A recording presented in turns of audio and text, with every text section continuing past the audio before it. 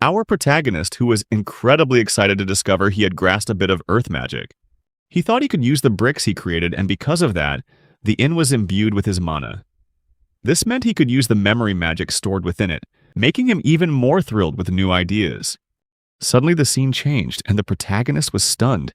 Unable to move or remember anything, we see that he's turned into a crying newborn baby. He wondered if he'd been in some kind of accident. A woman appeared and asked if he was hungry. Seeing her, he wondered if the beautiful woman was his nurse, assuming he was in a hospital. Then she used magic to light up the room, and the protagonist suddenly realized that he had been reborn into another world, where magic actually existed. This was not Japan or the world he once knew. Finally, the woman breastfed the baby, saying it was time to eat. And he blushed when he saw her breasts. Unable to control his body, he began to nurse. He was overjoyed to realize that magic was real here, and this beautiful young woman was his mother. He excitedly thought that being reborn into a new world was amazing, because he got to start a new life as a baby. However, he didn't have a name yet. He heard people calling him Marie's child, and his name seemed to be Ashila. He knew that when he turned 6, there would be a naming ceremony, but for some reason he had a bad feeling about it. Even so, what excited him more than anything was the magic. He noticed there was nothing to light up the room, which meant that in this world, magic could be a part of everyday life. He daydreamed about his own magical powers, trying to light up the room but crying out in frustration when he failed. His mother came to comfort him, and once he calmed down, he decided to try a different approach. First, he needed to observe how his family used magic, then learn from them bit by bit. His mother walked in and asked if he was awake, then used magic to light up the room and picked Ashila up. He noticed that they seemed to be drawing some kind of energy from their bodies to use magic, and he understood that energy was needed to do so. He also realized his vocal cords weren't developed enough to chant spells. After that, he focused on practicing his mana every day for 3 years. But even now, he still couldn't use his magical powers.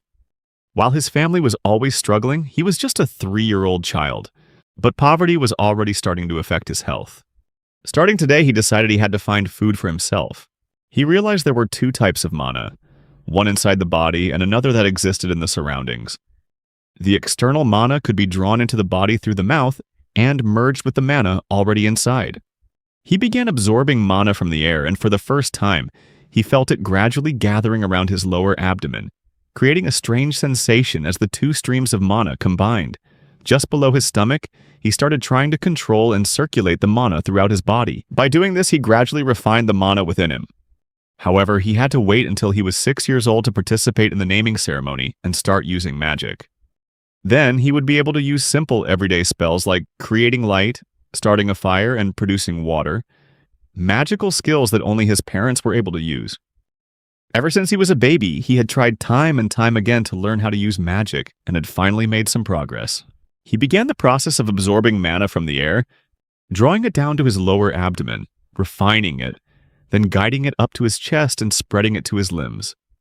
As the mana spread throughout his body, he carefully guided it back slowly without interruption.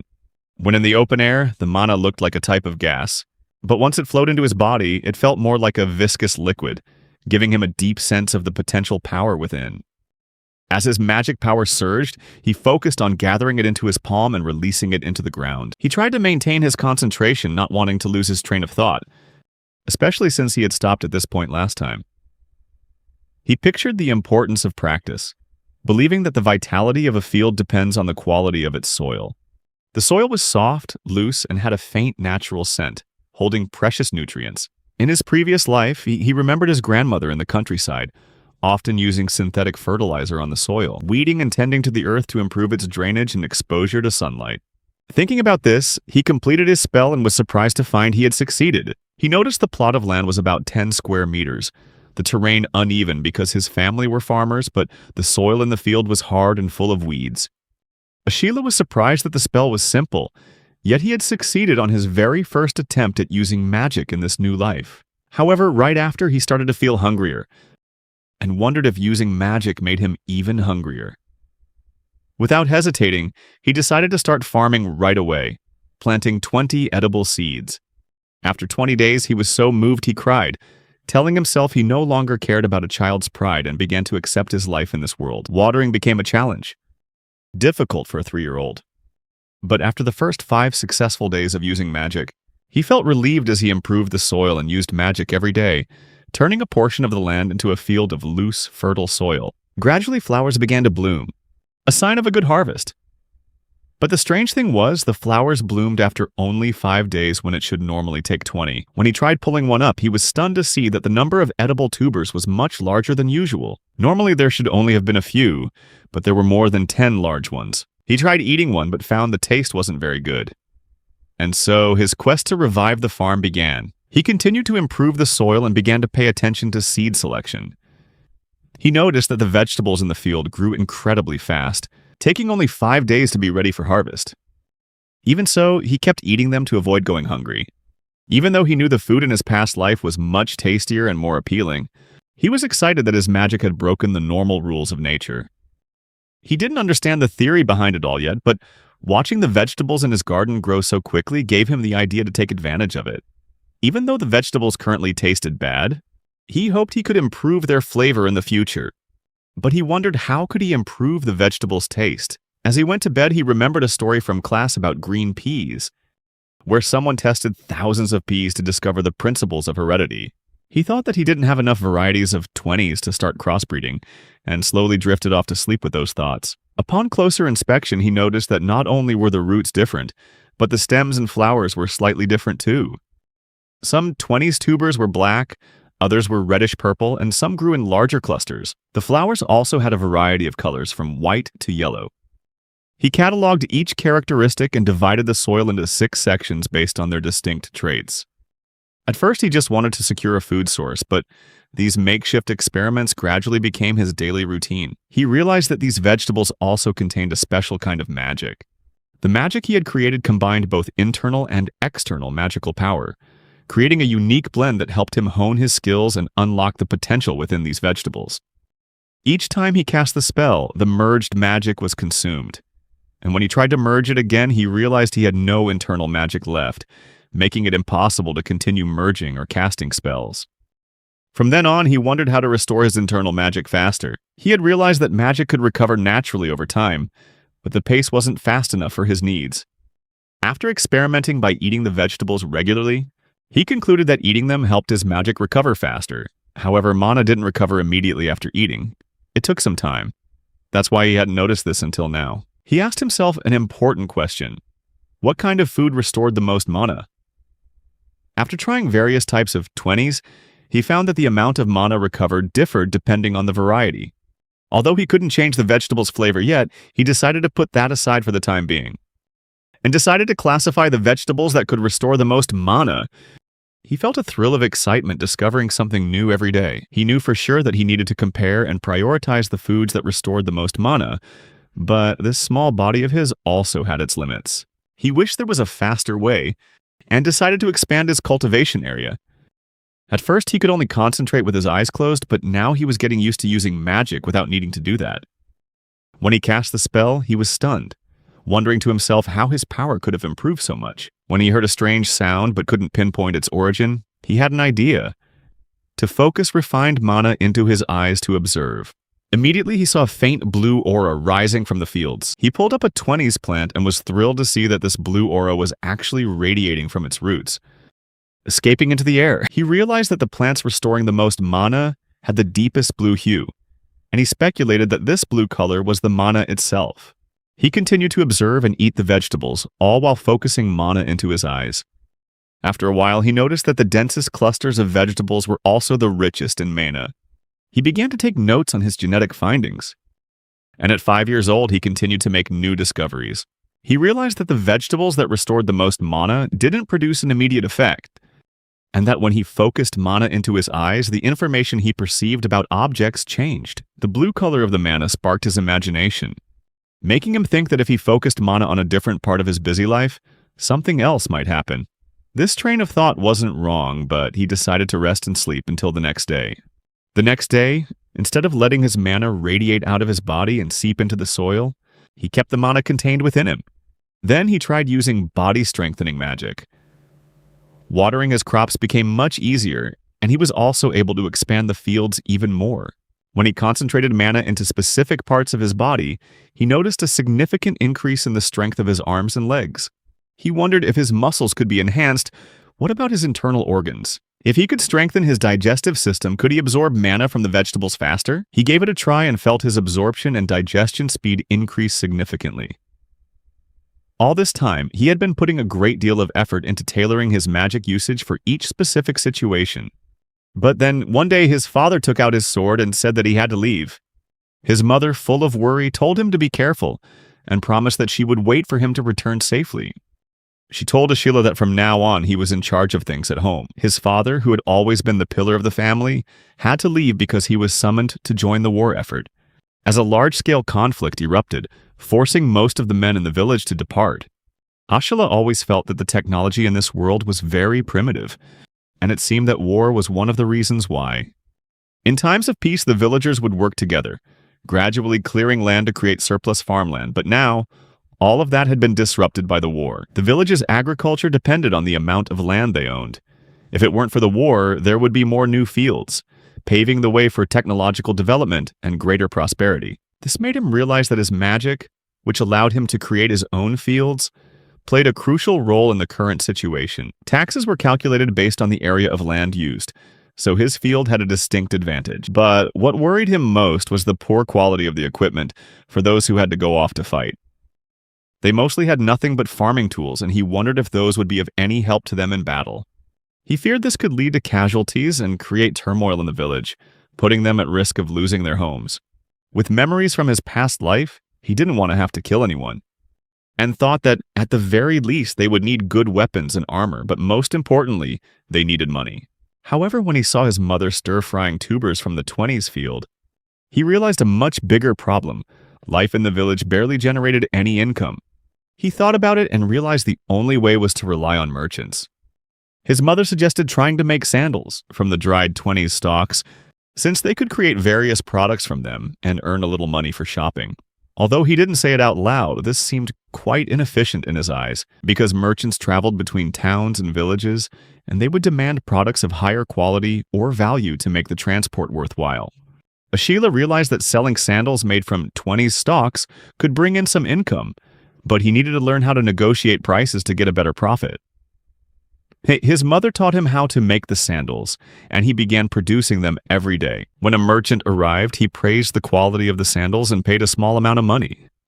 Ashila was overjoyed when he saw the shiny coins, but was then disappointed to realize it was only 6 old copper coins. He realized the price for the sandals was lower than he'd expected, and at this rate, it would take a very long time to earn enough money for weapons. He called the merchant back and asked a few questions, which is how he learned about the market price. After a few days of research, he decided to try and apply the information he had gathered to increase his income. Later, the merchant revealed something about magic mushrooms, a type of mushroom that could restore magical power but was very rare because it was difficult to cultivate and the supply was scarce. The merchant even gave Ashila some to try. They were very rare, but he found the taste rather bland. Ashila thought about it and came up with the idea that the mushrooms might grow from molds on trees, which would provide the main nutrients for their growth. If he created a suitable environment for the mold to grow, perhaps he could cultivate these mushrooms artificially. This opened up a new business opportunity, one that could bring in a much higher income than selling sandals. Ashila already had a few dry logs, which saved him a lot of effort since the right balance of moisture and dryness was essential. He planted the mold on the wood and waited for it to grow. However, if cultivating magic mushrooms were that easy, surely someone else would have done it long ago. He thought to himself that if these mushrooms had magical properties, they must contain a large amount of magical power. And if they drew nutrients from the trees, then they were probably absorbing magical power from them as well. With this in mind, Ashila tried infusing his own magical power into the logs instead of letting the mushrooms draw it from the trees themselves. He began experimenting by infusing different amounts of magical power into each log. After some time, mushrooms began to sprout, but only 3 of them. Still, it proved the method was effective. To make a profit, he needed to grow them on a larger scale. But his house wasn't big enough to hold everything. Therefore, he needed a separate building to store the mushrooms. When he used magic to create the field, he could raise the earth to form ridges. In the same way, he figured he could probably manipulate the shape of the earth to construct a building. This would be a major challenge in magical architecture for Ashila. Ashila reconsidered and realized he wasn't just trying things at random. He thought about the rules of magic. Creating something from nothing was extremely difficult. Earth magic in games, for example, was when refined magical power within the body was gathered into the palm and used to create pebbles or rocks. The stone's destructive power depended on the speed at which it was launched, and by visualizing the entire process, he could make it happen. Something that was really interesting but incredibly draining in terms of energy. Ashila noticed that earth magic was easier to use when there was something already there for him to manipulate. He found he had a knack for earth magic, but was frustrated by the thought that he could only use his magic when there was earth around. He came up with the idea that if he could transform soil into metal, it would solve the problem. His next challenge was to create a warehouse from the earth itself, and he began to put it into practice by kneeling down and touching the ground. But just as he started to cast the spell, he felt something was wrong and passed out. When he woke up, Ashila saw his worried mother by his side. His head was throbbing, and his mother told him he had been bedridden for 2 days. He realized the reason for his sudden collapse was that all the magical energy in his body had been completely drained. His magical energy had been circulating throughout his body to power his physical enhancement magic, and this had caused the depletion. Although it was a failure, Ashila learned an important lesson. A failed spell doesn't have too many severe consequences. Normally, his magical energy shouldn't have been drained so completely, but the reason for the rapid consumption lay in the relationship between surface area and volume. Simply put, he had consumed 10 times the necessary amount of magical energy due to the dimensional discrepancy. Ashila decided to give up on constructing the building for now, and instead focus on creating the building materials. Architectural magic was still a distant dream, so he decided to take it one step at a time. After successfully making a single brick, he created a simple structure, but it looked so dull that it made him feel like a mere apprentice. Afterward, he ran to his ancestors' mosaic land, a plot that had been farmed for generations and was now unsuitable for cultivation. He had always been secretly proud of his village's unique charm, and he used his magic to clear the plot, turning all the stones and tree stumps into fertilizer for the soil. Ashila laid out his plan. He would need to use soil improvement magic, body enhancement magic, and brick creation magic. However, the soil improvement spell took a considerable amount of time. He sat down, touching the earth to enhance its quality. Every time he used magic, he had to recite an incantation, as it required a great deal of time and effort to cast a spell successfully. This time, however, he was surprised when the magic activated the very moment he recited the chant, even though he previously had to clearly visualize what he wanted to accomplish. He was thrilled to realize he had developed his own form of magic, which he called chant creation, and this method was far more effective than he had imagined. Ashila contemplated using magic with fewer chants, which made him all the more eager to explore his power. He felt exhausted but was also incredibly grateful that the magic could activate right after he recited the incantation. He tried again, further improving the quality of the soil, noticing that the spell had an effective range of about 10 square meters when he used the chant, ensuring the effect was stable without requiring too much adjustment. He thought that if he could adjust the amount of magical energy consumed based on the spell's range, things would become much easier, but he still wondered how that was even possible. He began to experiment by muttering "create brick," and as he touched the ground, it instantly turned into a brick. After that, he continued to practice, muttering the word brick even in his sleep. And after several months, he could produce bricks of the exact same size and mass, almost like a conditioned reflex, just like how hearing a bell might make someone salivate. He had developed a similar reflex for when he cast his spells. Finally, he developed a new technique he called chanting, and decided to apply it to his other spells like body enhancement and land preparation. However, the villagers grew a little worried, seeing how obsessed Ashila had become with his experiments and the sheer number of bricks he was stockpiling, when his mother joked that if those bricks were dishes, they'd at least be useful. Ashila began to wonder if he could create bowls from the earth, just as he had done with the bricks. This sparked a new idea for him. Maybe this raw material could also be turned into useful household items. Ashila transformed the earth into cups and plates, but his mother wasn't very impressed with the ordinary clay bowls. Taking it as a challenge, Ashila decided to focus on quality over quantity and created a set of white porcelain cups and saucers. His mother was surprised and praised them, as she had never seen such pure-looking dinnerware. This made Ashila realize that perhaps he didn't need to strictly adhere to standard materials when using magic. He continued to experiment, and created a cup with a flower painted on it. But the clumsy drawing made him realize he had no talent for painting. Undeterred, Ashila decided to create other items besides white porcelain. He remembered that sea sand could be used to make glass.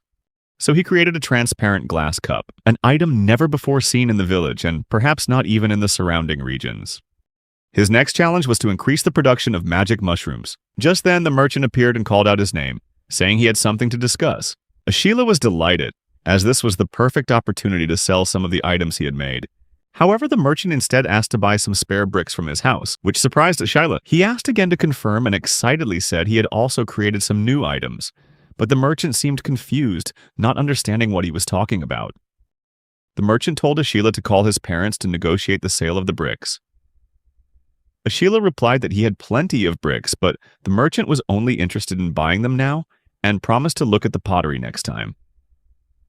Ashila looked at him with dissatisfaction, insisting that he wouldn't regret passing up the chance to buy his pottery, and finally the merchant agreed to take a look. Upon seeing Ashila's pottery, the merchant was astonished and asked him how he had created such items. He then agreed to buy both the bricks and the pottery, but Ashila was disappointed when he only received 5 copper coins. He grabbed the merchant and angrily asked if he took him for a naive child who knew nothing. The startled merchant explained that he had paid more than the usual rate, and that the villagers couldn't afford to spend much money on such luxury items. The merchant explained that rich people don't trade with peddlers like him, but only deal with established merchants.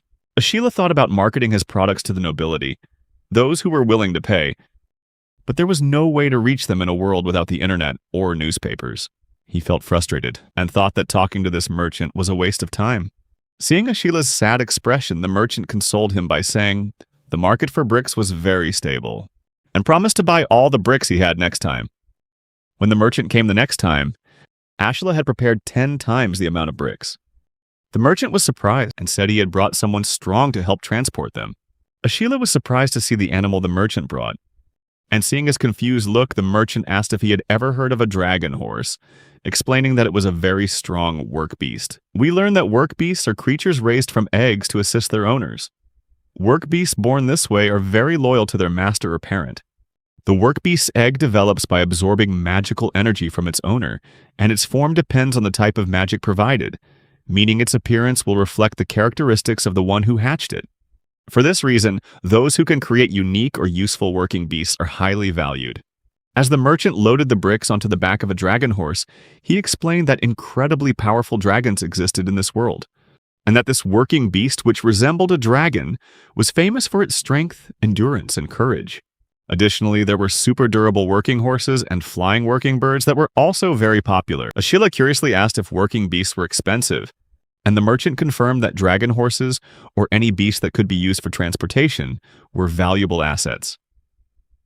Pondering this, Ashila realized that even though bricks were in high demand now, there was no guarantee they would always be popular. He decided he needed to diversify the goods he could sell, but having never been born from an egg himself, he had no idea how the hatching process worked. Ashila called the merchant over and said he wanted to try raising a working beast egg, suggesting the merchant bring an egg with him next time, and he would buy it. The price of the egg the merchant brought nearly wiped out all the money he had saved up. Ashila's mother was furious, unable to believe he had spent all their money just to buy a working beast egg, asking him what on earth he was thinking. Ashila explained that after the egg hatched, they would make a lot more money, but his mother disagreed. She said if it were that easy, everyone would be rich. She argued that buying a working beast egg was no different from gambling away their entire fortune, since many people had been tricked into buying random animal eggs that rarely, if ever, actually hatched. Ashila retorted that he had earned the money himself and wanted to use it for his future, but his mother scoffed, reminding him that not all of that money was his. Hadn't he been selling the sandals that everyone in the family made together? Finally, she laid down the law. From now on, Ashila was forbidden from buying anything without her permission. He bowed his head and apologized, realizing he had made a huge mistake. He shuddered to see how his mother, who was still so young and beautiful, could become so terrifying when she was angry. He blamed himself, as he was the one responsible for making the bricks and selling them to the merchant, and now everything depended on whether this egg would hatch a useful working beast.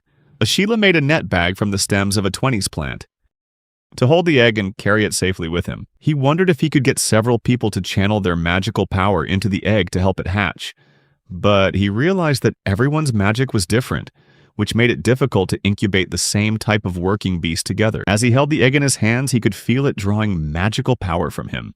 Ashila poured magical power into his eyes to see more clearly, and saw the egg emitting a blue mist. He noticed that the egg contained very little magical power, yet it emitted this blue aura. When he chanted the spell Channel Magical Power, he saw the blue color deepen and the magical power he channeled into it get absorbed. However, he wasn't sure how much magical power he needed to use for this. Every day, Ashila channeled magical power into the egg while being supervised by others. He began to think that perhaps he needed a private hideout. And just as his mother had said, he was still a child and shouldn't be spending money on his own. Although he hated being treated like a kid, he started saving money so he could buy a good weapon, as it would be important for making a name for himself during wartime. Ashila thought about his future. As a younger son, he knew he would either have to live under the control of his eldest brother or strike out on his own. Therefore, in addition to preparing a weapon, he decided to get ready for an independent life. His village was surrounded by a fence, and beyond it lay a dense forest. In the past, when the lands were safer, trees were cut down and the land was cultivated to expand the village. However, with the constant warfare, the amount of farmland was gradually shrinking. Leaving his house, Ashila decided to find a place to build his hideout. Using body reinforcement magic, he was able to avoid fatigue despite the strenuous work. He started by touching the ground and removing tree stumps, causing the stumps to lose their strength to support the tree trunks. He continued to use magic to clear the area, flattening a 10 by 4 meter area with compacted earth, creating a large area to lay the foundation for a storage shed. He figured that if he built the entire house at once, the amount of mana required would depend not only on the area but also on the internal volume. This would make the mana consumption wasteful and dangerous. In the end, he decided to build each wall individually. He began the process, using mortar to set the bricks as he visualized a complete wall. As he cast the spell, the bricks began to automatically assemble and take shape, and he completed his hideout in the forest in no time. When he stepped out and looked at the egg, he noticed it had grown much larger and its magical aura had turned a deep blue, signaling that it might be about to hatch. Returning home, his mother came to him and said that it was almost time. Ashila was delighted to realize that he would be turning 6 years old this year, entering an important stage of his life. When a person turns 6, they participate in a baptism ceremony at the village church. Today was Ashila's special day. When they arrived at the church, Ashila wondered why he couldn't remember the baptism from his past life. Perhaps because he wasn't very happy back then. But now, the naming ceremony would take place during this baptism, and he eagerly awaited this moment. Upon seeing Ashila, the priest raised his hand, signaling the start of the ritual. Ashila was thrilled because after today he would officially be able to use his family's magic. For generations, humanity had always had to hide from the threat of monsters. But the family magic gave them a basic means of self-defense, helping to expand the lands they could inhabit. Thanks to magic, humanity, who couldn't defeat monsters on their own, was able to build large and prosperous settlements. The priest began the ceremony, and now Ashila's naming ceremony officially commenced, marking a new turning point in his life. During the baptism, all citizens would receive the family magic. The priest announced that they would perform the ritual for each person one by one and asked everyone to wait patiently for their turn. As a key driver of population growth, the church had attracted many followers, and the feudal lord had re-established a registration system, as well as a system to ensure everyone could benefit from the magic. Ashila sat before the priest, who explained that through this naming ceremony, he would receive the divine protection of the gods and the ability to use magic. He also stressed that this magic should only be used to improve people's lives, and asked him to swear not to abuse it. Ashila promised to keep that vow. As the priest raised his hand, Ashila focused mana into his eyes to observe, seeing that the magical energy was concentrating in the priest's palm. The priest created a magic circle, and Ashila was stunned to see his memory preservation spell activate automatically, helping him efficiently store the new memory. The magic circle sent new information directly into his mind, granting him the ability to use the family magic. Ashila tried casting a light spell and realized that the family magic consisted of basic skills. He understood that the effectiveness of the magic didn't change whether the user was a child just learning it or an adult who had used it for years. Even as a person's mana increased, the power of the family magic, like the ability to create fire, showed no significant improvement. This disappointed Ashila, as he had hoped that after receiving the family magic, he would be able to use types of magic other than his earth magic. However, he decided to set aside improving the family magic for the time being. Recalling another of his accomplishments, he thought of his father's magic circle. Ashila wondered if he would ever be able to understand more about this world's magic. Despite his best efforts, he was still confused and sleep-deprived because he couldn't decipher the ancient characters, let alone the modern ones of this era. Suddenly, he heard a cracking sound from the egg. Looking over, he realized it was about to hatch. Approaching nervously, Ashila wondered what kind of work creature would be born from this egg. As the creature inside the egg began to struggle, Ashila wondered if he should give it a little help. Finally, as the eggshell cracked wide open, a beautiful little horse emerged. Immediately, the foal tried to get up, and Ashila was amazed that it could already stand. He encouraged the little horse, and it finally stood steady, prompting Ashila to clap joyfully and wave his hands in front of it, thanking it for coming into his life. Ashila took a closer look at the foal and noticed it resembled a small reindeer. He said that when it grew up, it would be big enough to help him carry things. The little horse began to eat its own eggshell, and Ashila wondered if it was okay for it to eat the eggshell. He wondered what this creature would eat, since the diet of a working beast from birth depends on the type of magical power it's nurtured with, which also affects its behavior.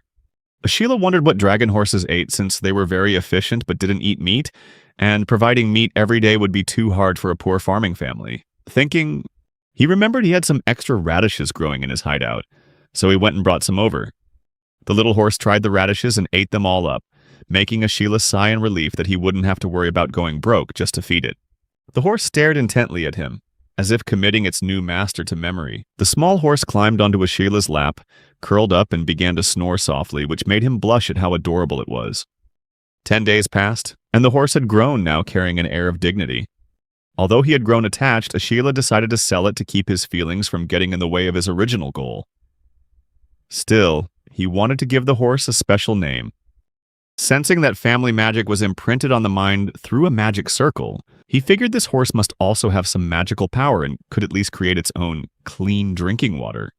Suddenly, the name Valkyrie popped into his mind, and Ashila was surprised by how well it suited the horse's shimmering silver-white coat, which made it look like a divine creature. When he asked if it liked the name Valkyrie, the horse nodded, delighting Ashila, who thought it might actually understand human speech. He began the naming ceremony slowly and carefully, feeling like a vessel overflowing with dense magical power. Keeping the magic stable wasn't easy, but Ashila continued step by step, completing the naming ritual with all the solemnity and emotion he felt for Valkyrie. Ashila focused all his effort on recreating every detail of the magic circle he had memorized, using threads of mana to control magic outside his body, a feat that demanded immense concentration. Finally, he successfully created the magic circle and officially named the horse Valkyrie. Once it was complete, Ashila sank to his knees, realizing the ritual had taken more out of him than he'd anticipated. To test her magic, he and Valkyrie went outside to avoid causing any danger indoors. Valkyrie tried a light spell, astonishing Ashila. He encouraged her to try other kinds of magic, and Valkyrie immediately demonstrated her family magic abilities. However, what truly stunned Ashila was that she could make bricks float and even use the memory preservation spell, something he thought only those named during a church baptism could do. Curious, Ashila asked Valkyrie to look at a clay pot and try to create one just like it, but she couldn't. He realized Valkyrie could only use the same spells he had become able to use after his own naming ceremony. For example, he could resize and flatten land, with the mana cost corresponding to the area, and Valkyrie could do the same. Ashila concluded that Valkyrie's magical abilities were directly linked to what he had already learned and mastered. Ashila noticed that Valkyrie's ability to flatten land was limited to an area of 10 square meters. He began to wonder if naming rituals were more of a system than a form of divine protection, and realized they were limited by the spells mastered by the namer, with no room for customization. This explained why family magic could never be improved. Ashila praised Valkyrie and wondered if it was even safe to sell her, since she could use not only family magic but his own original spells as well. When he asked the merchant if working beasts could use magic, the merchant thought for a moment before replying that he had never heard of such a thing. Ashila figured that if a merchant who had traveled and traded far and wide had never heard of it, it must be incredibly rare. The merchant, excited to hear about Valkyrie's special ability, asked Ashila for a demonstration of her magic. However, Ashila was careful to warn Valkyrie not to use his personal magic in front of others, keeping her unique abilities a secret. Ashila agreed to let the merchant see Valkyrie, and when she appeared, the man was amazed by her pure white coat and her load-carrying capacity. When the merchant offered to buy Valkyrie, Ashila surprised him by refusing, explaining that even though he had originally bought the egg to make money, he had grown attached to Valkyrie and wanted to keep her with him.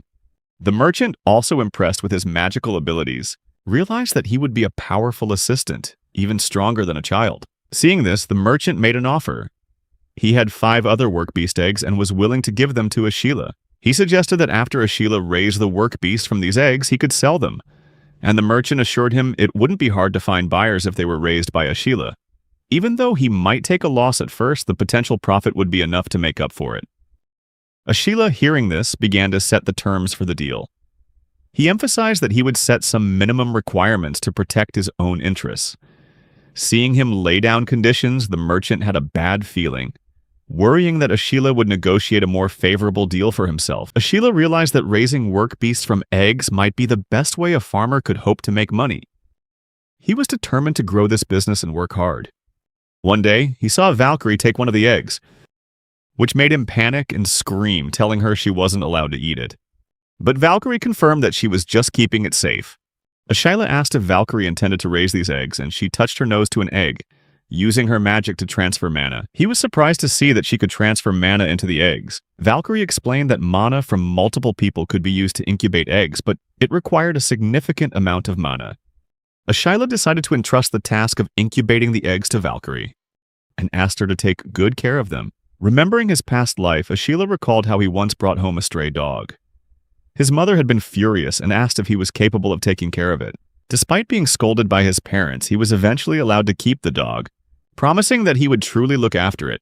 Back then, he simply thought it meant feeding the dog and taking it for walks, forgetting that other costs like food, vaccinations, and medical care were all paid for by his parents. Now, looking back, he realized his parents had been right. Taking care of a living creature really requires a lot of responsibility and effort. Smiling, Ashila found that raising the eggs was just as challenging as raising a puppy. However, he was determined to care for them until they hatched safely. Each work beast Ashila raised from an egg was a little bigger and looked exactly the same. By ensuring the safety of each one, he had completed the first stage. Now, to continue growing his work beast breeding business, he had to expand the number of fields by clearing the forest around his hideout. So Ashila decided to use his old method, softening the soil around the tree roots, pulling the trees out from the roots, and then using soil improvement magic. Just as he finished preparing, he was surprised to realize that it wasn't him, but the little horses that were also using magic. Amazed, Ashila wondered how they could use magic without being named yet. He thought that perhaps work beasts followed different rules than humans, not needing a name to be able to use magic. He wondered if Valkyrie could ask them not to use magic and if they would listen. Determined to expand the area of his fields, Ashila continued his work. After finishing, he looked at the vast area before him, which looked like a section of the forest had been completely cleared. The area was so large that he couldn't take in its width in a single glance. Ashila, with his knowledge of environmental protection from his previous life, wondered if he was causing any harm.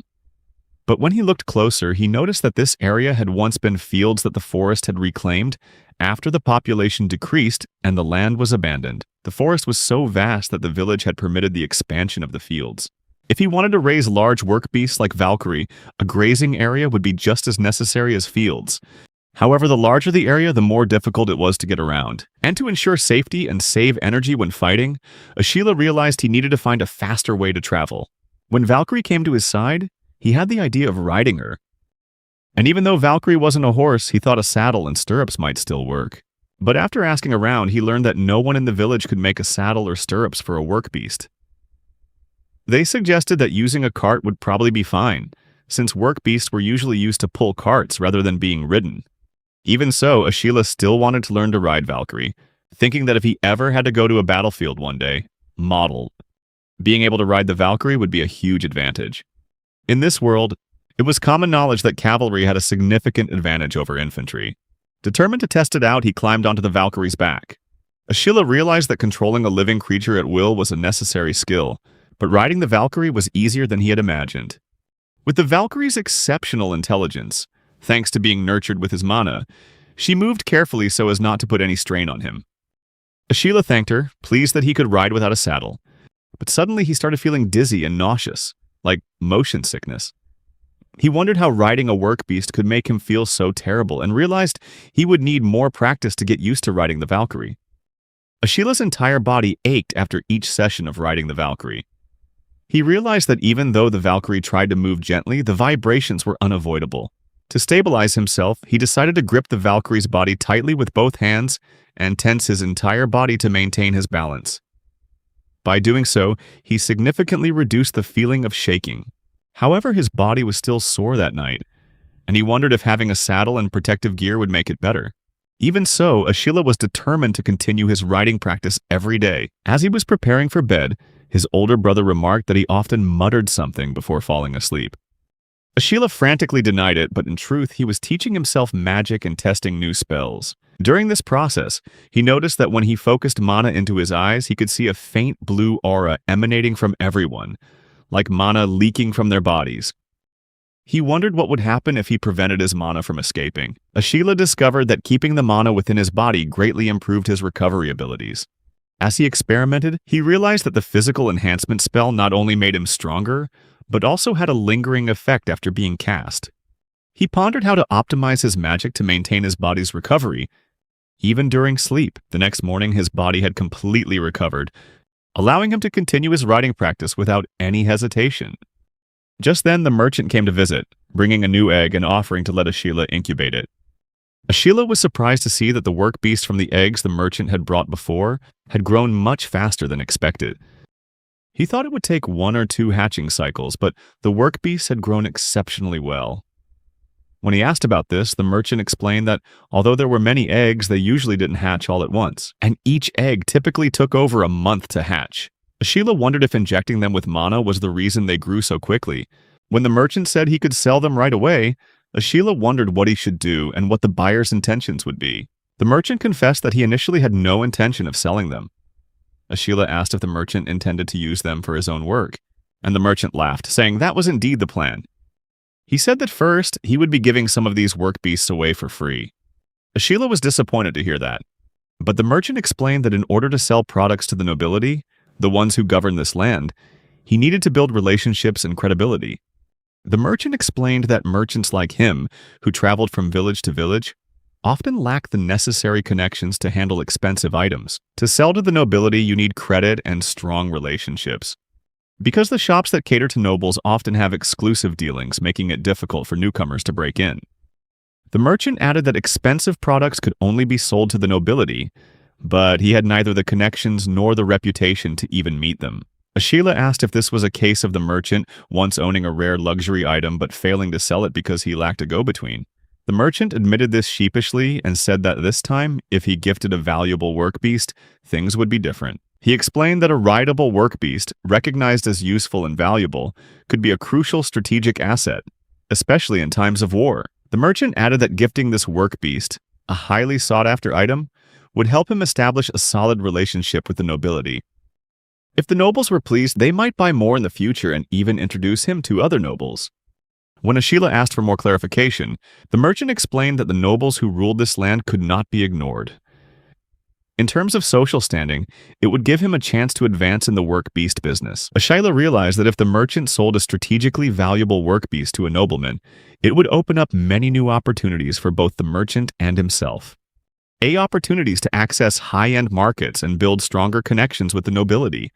Ashila, along with the merchant and his father, left his village for the first time to go to where the nobles lived. They traveled a rough road for 3 days and arrived in Fontana, the place where the nobles resided. For Ashila, this was his first exciting journey, and he was amazed by the bustling activity of the place. When the merchant showed Ashila and his father a part of the town that was being expanded, he realized why bricks were in such high demand. The merchant explained that they were tearing down and rebuilding a section of the wall to expand the town, but even after reusing bricks, the supply still wasn't enough. Hearing this, Ashila asked if the merchant thought the demand for bricks would continue for long. The merchant nodded, saying that with the current pace of development, the demand for bricks would likely remain steady or even increase as the town expanded. He said they could still produce bricks locally in Fontana for now, so it would probably be a while before they needed to import them. Hearing that, Ashila understood that profiting from selling bricks wouldn't last forever. He decided that this meeting with the nobility was a crucial opportunity. A man named Raymond, the negotiator for the Fontana family, appeared and introduced himself. They bowed to him respectfully, and Ashila felt a thrill of excitement at the chance to see a nobleman's house. Raymond said that according to the information he'd received, these work beasts could be ridden. The merchant confirmed it, asserting they were of high quality and could be ridden even while wearing armor. He added that they would be honored to introduce the work beast to Lord Fontana, and Raymond stepped forward to ask about Ashila. The merchant explained that Ashila was the one who had raised the work beast, and the man beside him was his father. Raymond remarked that Ashila's ability to raise work beasts seemed to have long-term potential, and the merchant confirmed it, introducing the Valkyrie to him. Ashila was stunned to hear the name Valkyrie mentioned, but the merchant skillfully asked Raymond for permission so they could demonstrate the Valkyrie's full capabilities to the Fontana family. Ashila was dismayed as the merchant and Raymond discussed producing and selling Valkyries because to him, that was the name of his first work beast, not a name for the entire species. The real Valkyrie was back looking after the village, and he had no intention of selling her. Raymond agreed to grant them a license and encouraged them to continue working hard. He approached the work beasts and commented that they might not be useful in war, because their horns would get in the way of using weapons. Then, Raymond called someone over and ordered them to cut off the work beast horns. Ashila was horrified and about to protest, but his father stopped him. He couldn't believe they were willing to hurt the work beasts the moment they received them. Ashila seethed with anger as he watched their horns get sawed off. At the end, Ashila blamed himself for holding back instead of protecting the work beasts. His father reminded him that even though their horns were cut off, they didn't cry out at all, which reminded Ashila of guide dogs that were trained not to bark even when injured. He felt a pang of guilt for not realizing the work beast's loyalty and teared up as he thought about it. His father tried to comfort him and asked what was really bothering him. Ashila replied that what worried him more than the physical pain was the possibility that cutting the horns could shorten their lifespan. Ashila was worried that if the work beasts died early because their horns were removed, they might get the blame.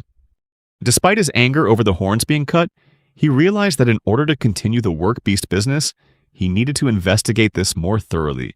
His father remarked that he was being very calm, but Ashila replied that he was just trying to accept his lowly position as a peasant. His father smiled and reminded him that even as a peasant with no formal education, he was not an ignorant man. Even with his knowledge from a past life, there were things his father noticed that Ashila didn't. Ashila, despite being just a child, had expanded their land by clearing the forest in a short amount of time, which led the villagers to whisper that he might struggle to pay his taxes. The village chief even planned to seize his fields as a way to punish him for changing the land so quickly. He realized that on top of the work beast business, just holding onto and protecting what he had built would be a major challenge going forward. Ashila's father had been working hard to convince the noble family governing the region that raising work beasts required a vast amount of land. They needed to expand their farming to provide enough resources for the breeding. However, the amount of wheat they produced wasn't enough to pay the taxes on such a large plot of land. Raising work animals and clearing forests were also things the nobles desired.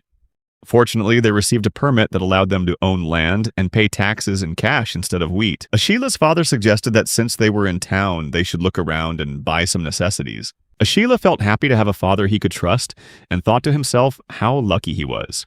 As they walked around town, Ashila noticed there weren't many wooden buildings and wondered if wood wasn't popular here. His father explained that wooden buildings weren't common for safety and durability reasons. Many places preferred brick or stone for their fire resistance and longer lifespan.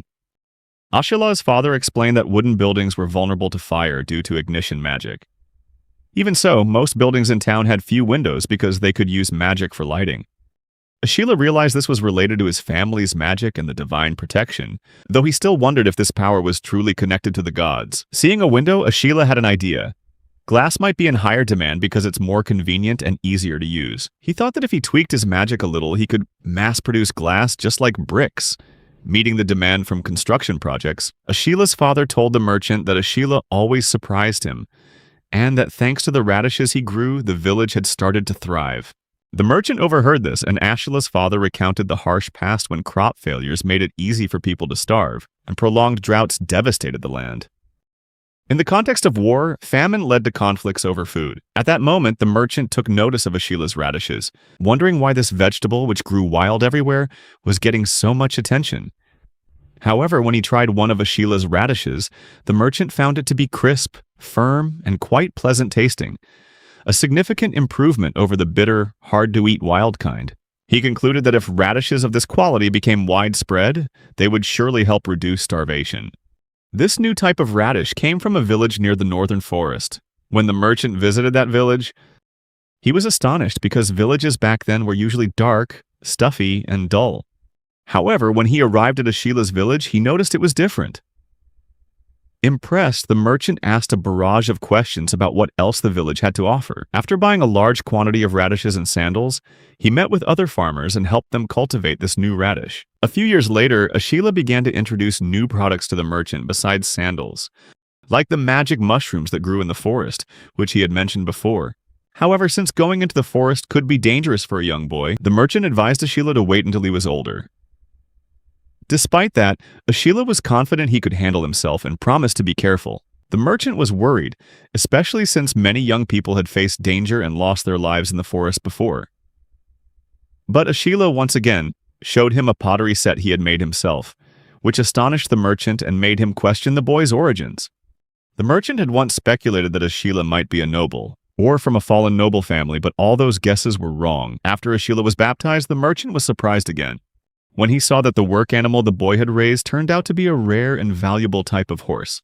Even though Ashila had started selling bricks and magic mushrooms, he was constantly looking for new products to sell. When the merchant asked why he was trying so hard to earn money, Ashila replied that he wanted weapons to join the war.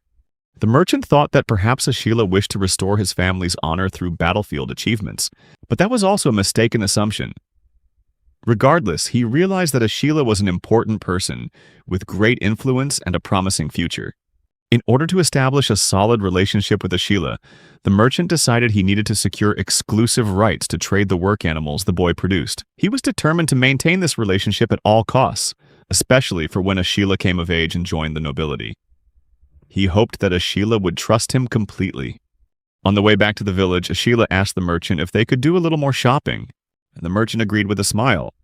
When they returned to the village, Ashila rushed to hug his mother, who came out to greet him after several days of exploring the town and buying necessities.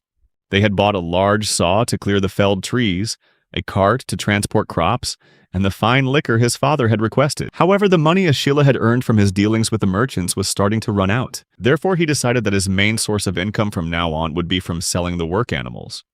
He priced the Valkyrie work beasts on par with other expensive working animals like draft dragons, and considered them valuable assets. Ashila hoped that the Valkyries would become a special product line, like luxury vehicles exclusively for those who could afford the high price. Ashila felt frustrated about having to do something undesirable to maintain his business. He wondered why the Fontana clan demanded that the work beast's horns be cut off upon delivery. In the past, he had cut the antlers off deer to prevent them from getting hurt while fighting, and he wanted to think carefully about whether this was okay. Ashila realized that if he treated the work beasts like livestock, a type of commodity, then cutting their horns might be necessary. With determination and a bit of guilt, Ashila cut the horns off 2 of the work beasts. After a few days, he noticed that the dehorned work beasts were still very healthy, but what was striking was that they could no longer use magic. When he focused his mana into his eyes, he saw that the work beasts still retained their magical energy, but they couldn't use it effectively. He recalled his father saying that even humans who lost both hands in battle would lose their ability to use magic. This information could be useful for Ashila. He also remembered the merchant saying he'd never heard of work beasts that could use magic, as that could cause a lot of trouble. If the Valkyries could incubate their own eggs with mana, his exclusive source of profit would be threatened. Ashila felt relieved to realize that even after cutting their horns, the work beasts retained their business value while limiting their ability to use magic, something that could keep his income stream stable and exclusive. Ashila saw that cutting the horns wasn't life-threatening to the work beasts, so he decided to dehorn all the ones he sold to the merchants. When the priest asked Ashila if he had brought back anything special, Ashila thought he was referring to the permit from the Fontana clan. But the priest explained that it wasn't just a permit to sell work beasts, but another valuable document. The priest revealed that this document officially recognized Ashila's right to develop the forest. This wasn't just about paying taxes, it also recognized his ownership rights over the forest north of the village. The priest explained that because the taxes were paid in cash, he wasn't restricted to using the land for agriculture. meaning he could use the land for any purpose. Ashila was confused, and the priest went on to explain that the Fontana clan had recognized him as a land-ruling family. In Fontana territory, the nobility doesn't completely control everything. Instead, ruling clans are given the right to manage a piece of land and enjoy certain privileges, on the condition that they pay taxes in cash and provide military support when needed. When Ashila asked if he was really considered a ruling clan, the priest said the Fontana clan might have intended to grant him the land as a way to tie him down since he wasn't the firstborn son, so they probably didn't want him moving to another land to develop his work beasts. They likely never imagined that a child could become so successful as to compete with other ruling clans. He realized that somehow he had attained a special status. Recalling the priest's advice, he began to think about expanding his land as much as possible, taking advantage of the rights this precious document granted him. Ashila, despite being underestimated, was determined to go further. He rode a Valkyrie through the forest, using magic to soften the soil and fell trees. The hornless horses would then drag the trees to one spot, and after leveling the barren land with magic, he realized that simply expanding his land wasn't enough to increase his income. Even though he was selling work beasts, he still needed a stable source of revenue, and the demand for special bricks seemed to be ending soon. Moreover, harvesting magic mushrooms and farming also required more manpower. Ashila decided to hire people to help with the simple tasks, like cutting branches to make logs for growing mushrooms, farming, harvesting, and storing produce in the warehouse. Since the village primarily relied on a bartering system, he had to manage his money carefully. As night fell, he thought about finding a part-time job so he could focus on his pioneering projects. Ashila started by consulting his father about who in the village could help, hoping to build a reliable team to support his work and develop the land. That evening, the meal consisted of white bread and soup made from improved wheat. Ashila and his older brother Beto were also there, and Beto showed interest in the part-time work, which disappointed Ashila because he was looking for actual employees, not to share the work with his own brother. Beto stood up and confidently declared that he would work with the younger kids and assured Ashila that everything would be fine. When he asked his mother, she said that as long as Ashila and Beto helped out during the wheat harvest, it would be all right. Ashila was conflicted and worried, knowing that if Beto actually worked seriously, he would have no complaints. But since Beto often shirked his responsibilities to go play, Ashila worried that his brother would cause trouble or be inefficient, and he even considered firing Beto if necessary. When Ashila asked Beto what he really wanted, Beto excitedly said he desperately wanted to ride the Valkyrie. Ashila understood his brother's motivation and felt he needed to manage Beto very closely if he wanted the work to go smoothly. Beto complained that it wasn't fair that only Ashila got to ride the Valkyrie. Hearing this, Ashila asked if his brother really liked the Valkyrie that much. Beto confirmed, saying that any man would be captivated by the idea. Looking at Beto from an employer's perspective, Ashila found his brother tactless for immediately criticizing his hideout, calling it a real prison. This didn't make a good impression.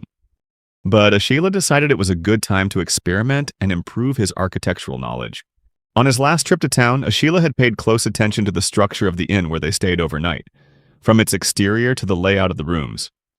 He didn't just observe, he also used his mana to meticulously examine every single brick of the building, channeling focused mana into the bricks to feel their durability and structure. Ashila carefully spread a thin, even layer of mana throughout the building, and finally activated the spell in that state. Beto, watching, was astonished to see Ashila memorize the inn's entire structure perfectly, without any mistakes. He remembered that the first time Ashila tried to scan a large building all at once, he had fainted from mana depletion. He realized the cause was using his mana to fill the empty spaces inside instead of just focusing on the structure. This time, Ashila only passed his mana through the bricks and memorized the structure that made up the building, which helped him conserve mana. Relying on his memory of the shape created by his mana, Ashila was confident he could replicate the inn in a single attempt. He began by infusing mana into the earth to create bricks as building material, then recreated the shape he had memorized with mana, and finally replaced that magical structure with bricks and mortar. Looking at his creation, Ashila was amazed that he had managed to replicate the inn almost perfectly. However, since the inn in town was supported by the surrounding structures, he had to build extra sidewalls to help the building stand firm. Upon closer inspection, he realized he would probably need to create separate roofs for the extensions. Inside, Ashila's eyes lit up when he realized he had copied the architecture of a professionally designed building, offering much greater safety than anything he could have made himself. However, he still hadn't recreated the doors and furniture, which presented him with a new challenge to complete the structure. Ashila felt satisfied as he admired his new creation. Even though it still lacked doors and wooden furniture, being able to construct a sturdy building in a single attempt was proof of his progress. Ashila considered moving his base to this new building. When he went home in a cheerful mood, he asked what was for dinner. His father told him to wait a moment, and when he asked why, Ashila noticed his father seemed a bit worried. The next morning, Ashila ran into Madak, the woodcutter, and greeted him. Madak teased him, asking what Ashila was doing up so early, and he knew there were rumors that the woodcutters were unhappy about him cutting down trees in the forest on his own. Ashila wanted to avoid unnecessary trouble with them, so he decided to talk it over with Madak, who he knew might understand and sympathize with what he was doing, especially since he supplied the wood for his magic mushrooms. Ashila gave him a bottle of good wine, and Madak happily praised it, saying it was excellent. Ashila realized that saying the woodcutters were angry was probably an exaggeration, but it was clear that his tree cutting had caused some annoyance. Ashila understood that the lumberjacks were unhappy he was cutting down so many trees. He discussed with Madak the possibility of reducing the number of trees harvested or moving deeper into the forest so as not to affect their income. Madak agreed that it was a good idea, but he stressed that the real issue wasn't just about their livelihood. Madak explained that he was replacing manual labor with magic and work beasts, making the lumberjacks feel threatened and worried about their profits. But, he added, what he was truly hurting was their pride and dignity. These lumberjacks were born into woodcutting families, raised to be lumberjacks, and have dedicated their entire lives to this work. To them, the trees aren't just a livelihood, they're a precious asset. Madak asked Ashila what he would think of someone who cut down trees carelessly, only to let them rot without being used. He explained that Ashila's actions, felling trees without using them all or letting them get damaged, only made him seem like someone who disrespected their profession and the values and pride that defined their lives. Madak hoped Ashila would understand that their work is more than just a job. It's a tradition and a source of pride passed down through generations. Ashila fell silent, realizing he had unintentionally hurt the lumberjacks.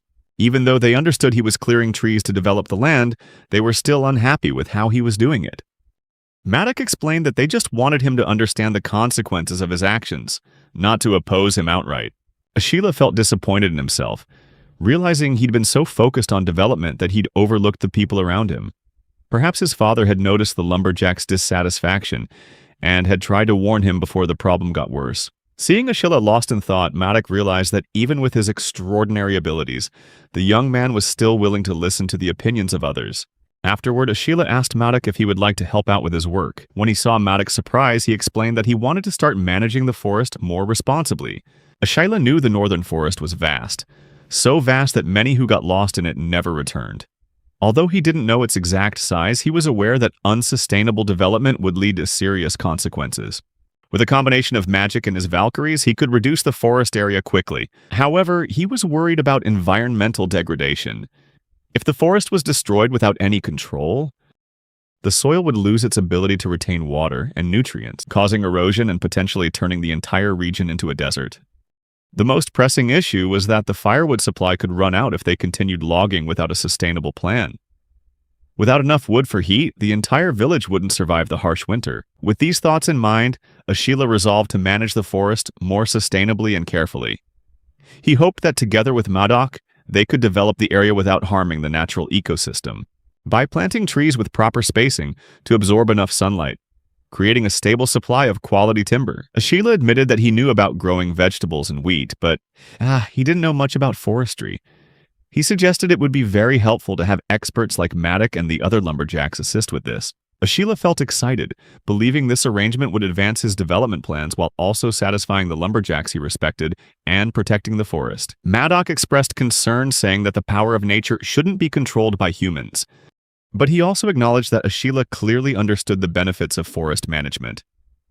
He suggested Ashila discuss it further with the others. In the end, Madak convinced everyone that this agreement was better than letting Ashila do as he pleased. They reached an initial consensus to monitor the situation. Through these events, Ashila realized that the area north of the village would likely fall under his management. He was happy to see that a village-wide consensus on managing the forest had been established. Madak was very impressed by the amount of wood in the cart, remarking that if Ashila had this much lumber, he could significantly expand his magic mushroom cultivation. Ashila was pleased to see that entrusting the forest management to Madoc was already yielding good results. He assigned the task of making doors, cabinets, and other wooden furniture to skilled carpenters, while Beto was in charge of the turnip and vegetable fields. Surprisingly, the number of people joining the work had increased, and Beto turned out to be excellent at managing everyone. When Ashila asked where Beto was, people said he had gone to practice riding the work beasts. Ashila was surprised to realize that these people had gathered to lighten his workload. He apologized for letting them carry the burden, but they reassured him that helping in the fields was beneficial for them too, as they received a share of the harvest. One person in the group mentioned that the children who lost their parents in the war and those who were unemployed due to the lack of jobs in the village were very grateful for this opportunity. Ashila reflected and realized that in the past, he would have probably only thought about rewarding those he hired. He felt proud seeing how well Beto was handling personnel management and organizing the labor. Thanks to this change, he could focus more on developing the project, raising animals for work, and growing magic mushrooms. But now, he understood the greater meaning of creating opportunities for everyone in the village to work together and benefit from their labor. With all these changes and developments, Ashila had turned 8 years old. But suddenly he heard news that the field had been ravaged. Beto told him they had found wild boar tracks everywhere. Ashila wondered if a whole herd of boars had been lured by the taste of the radishes, but he remained calm, thinking it wasn't too big of a deal. Beto was furious, not understanding why he was so calm, and insisted it was a serious problem, because some villagers were refusing to work out of fear of the wild boars. Ashila recalled that in his past life, there had also been news about wild boars destroying fields. Even when traps were set, the boars were often smart enough to avoid them, so this problem really had no easy solution.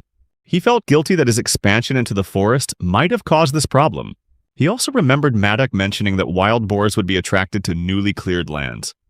Ashila felt a pang of guilt as he realized that expanding into the forest had affected the ecosystem. Many areas had been cleared of trees, and the disruption to the food chain had caused animals to lose their territory. He worried that if the boars got used to the sweet taste of the crops, they would continue to destroy the fields for generations to come. As the one overseeing this area, and for the sake of the people working in the fields, Ashila knew he had to act. Ashila realized he needed to find a viable solution to protect the field from the wild boars, not just for his project, but for the benefit of everyone in the village. When he arrived at the field, Ashila was stunned to see a giant wild boar roaming about, its hide so thick that even an arrow couldn't pierce it. He asked Beto in confusion what they should do, and Beto replied that Ashila was the one who needed to solve this problem. Ashila thought about asking for help from the nobility to eliminate the beast, but Madoc said the nobles would just tell them to handle it themselves. In the end, Ashila decided he would face the wild boar as planned with Valkyrie. He steeled himself, growing tense as he realized the sheer size of the beast even from a distance. Determined to protect the crops and everyone's safety, Ashila prepared to face this challenge.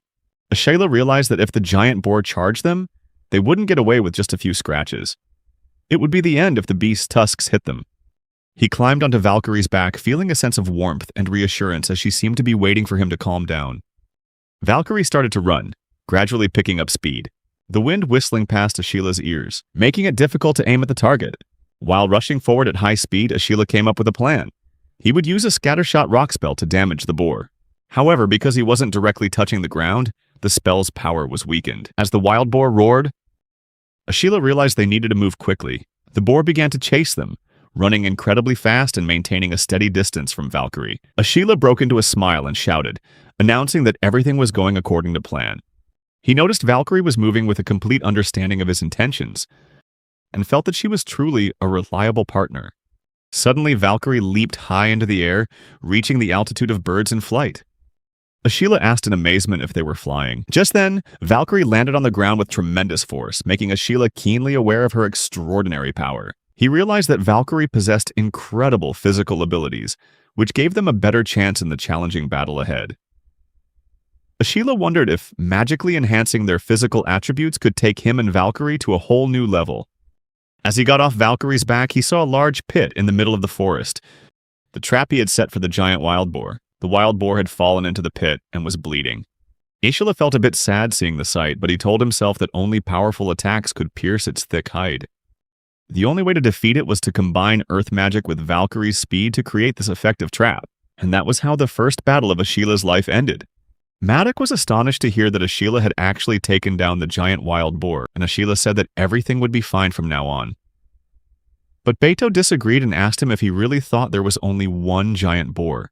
Ashila started to worry when he heard that, and Beto explained that many other large boars were still ravaging the fields. He said that if any more appeared, he would leave them to Ashila. Ashila panicked at this, protesting that dealing with the wild boars was too scary and difficult. But after that conversation, he became the one primarily responsible for handling the giant wild boars, ready to protect the crops and the village's safety from this new threat. When the giant wild boars appeared, Ashila started using the scattershot spell to attack from a distance, realizing that it was extremely dangerous to let these beasts get close. After taking down the first wild boar and a few others, he used this opportunity to hone his magical attack abilities. He practiced shooting arrow-shaped stones from a distance of 20 to 30 meters while riding a Valkyrie, knowing that the attack's power would weaken at a distance. Turning Scatter Shot into a systematized spell went smoothly, but Ashila realized that preparing giant pit traps and luring the wild boars into them every time they appeared was incredibly troublesome. So he decided to stop taking down the wild boars this way, recognizing that he needed a more sustainable method to deal with the long-term threat posed by the giant wild boars.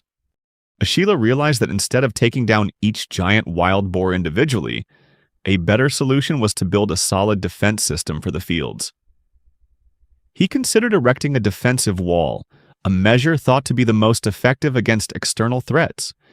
In his view, it was important to ensure that the workers could rely on the walls as a safe barrier. Ashila decided to build walls along the boundary between the forest and the current fields, as well as the areas planned to become fields in the future. While checking the old trap, he noticed a large dent in the wall where a giant wild boar had charged with its full strength. For Ashila, being thoroughly prepared was always better than being careless. So he decided to build the walls taller and thicker than necessary to stop boars up to 3 meters high, giving everyone enough time to retreat safely. Ashila began building the wall, making it quite thick, and filling the inside with sand, although he wasn't sure if this method would be effective. He could erect about 5 meters of wall at a time, so he would need to create many sections and connect them. Just like when he created the inn, Ashila felt as though his magic capacity increased every time he completed a major construction. Looking out at the fields, he had a hunch that he could build an enormous structure in a single go, a promising feeling for the grand plans ahead. Ashila felt overwhelmed looking at the immense size of the defensive wall he planned to build. It was so long he couldn't see the end. Just thinking about the work was exhausting. If the World Create spell were already complete, things might have been easier, but turning a spell into a complete incantation required a lot of time and effort. He needed to cast the exact same spell repeatedly after chanting to solidify the image and conditions of the magic. The hardest part was executing the spell with perfect precision. It had taken Ashila several months to figure out how to create the brick-making spell, and now he had to mumble to himself, performing it over and over again. But this time, the World Create spell was completed even faster than Scattershot. Just like in the experiment to recreate the inn, Ashila infused mana into the structure and applied a memory preservation spell to its shape, which made repeating the spell much easier. And he turned it into an incantation faster than before. Ashila was astonished to find that the horned Valkyries, who still had their horns after the naming ceremony, could also use the spells he had mastered. Afterward, he took 5 of the horned Valkyries with him, preparing to continue building this massive defensive wall to protect the crops and the village from external threats.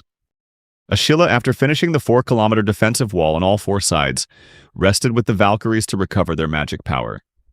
He fed the Valkyries magic mushrooms as a substitute for the magic recovery potions he didn't know how to make yet.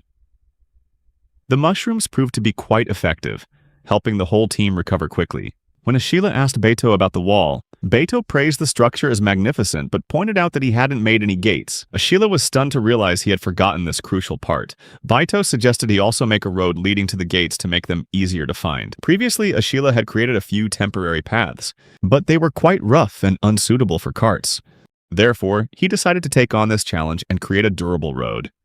He planned 2 entrances, one facing the village and one facing the forest area. While thinking about road materials, Ashila remembered concrete and asphalt roads, but they required regular maintenance.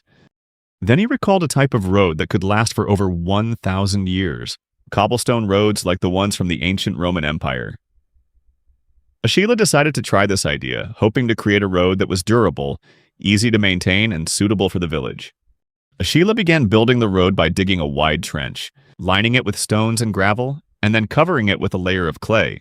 However, the problem was that he could only make the road in a straight line, and with just a small deviation in the angle, the path could be off by more than 100 kilometers from the destination. This required a highly precise measurement technique. As Ashila was pondering this problem, a young boy named Carl, his youngest brother, came up and asked him why he was frowning. Ashila was surprised to see Carl, as he rarely saw him here. Carl explained that he had finished his chores at home and came here to play because everyone else in the family usually came home late from work. When Carl asked what Ashila was thinking about, Ashila sighed that the transparent glass panes he made weren't selling at all. Carl confirmed that they were taking up a lot of space in the warehouse and that their mom had been complaining about it too. Ashila was disappointed as the idea for this product had come to him while strolling through town. Carl pointed out that the villagers didn't feel the need to innovate their lives right now, and they were content with their current way of living. Ashila realized that with an economy still based on bartering goods, no one wanted to spend money on something that wasn't truly necessary. This made him think about how to create value from his product within the village's economic context. No matter how high the quality, a product won't necessarily sell well. Ashila wondered if there was any product he could sell. Carl suggested that if Ashila wanted to, he could sell the beautiful pieces of furniture in the warehouse, because the fragrant smell of the wood had drawn Carl in. Ashila listened to Carl and remembered that the lumberjacks in the village didn't sell the furniture they made, possibly because it was too heavy to move. Since the villagers cherished their belongings, the demand for new furniture here wasn't high. The only way to sell furniture would probably be to sell it to neighboring towns. But because the cost of renting draft animals was so expensive, few people could afford to transport the goods. However, the idea of selling furniture excited Ashila. He decided to discuss it with the lumberjacks because selling furniture might just be an interesting idea. Ashila thought to himself that he had always wanted a product that didn't depend on his magic.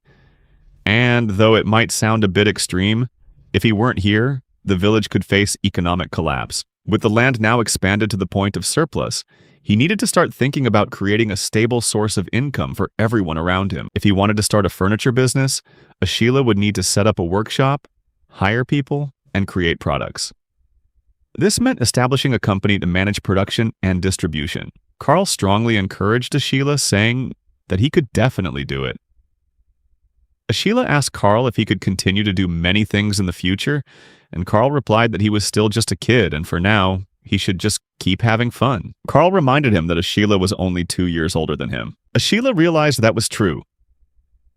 Carl then asked if he was teaching Baito, their older brother, how to use magic, because Carl wanted to learn magic too. Ashila recalled the time he tried to teach Baito about magic, which had made their mother unhappy.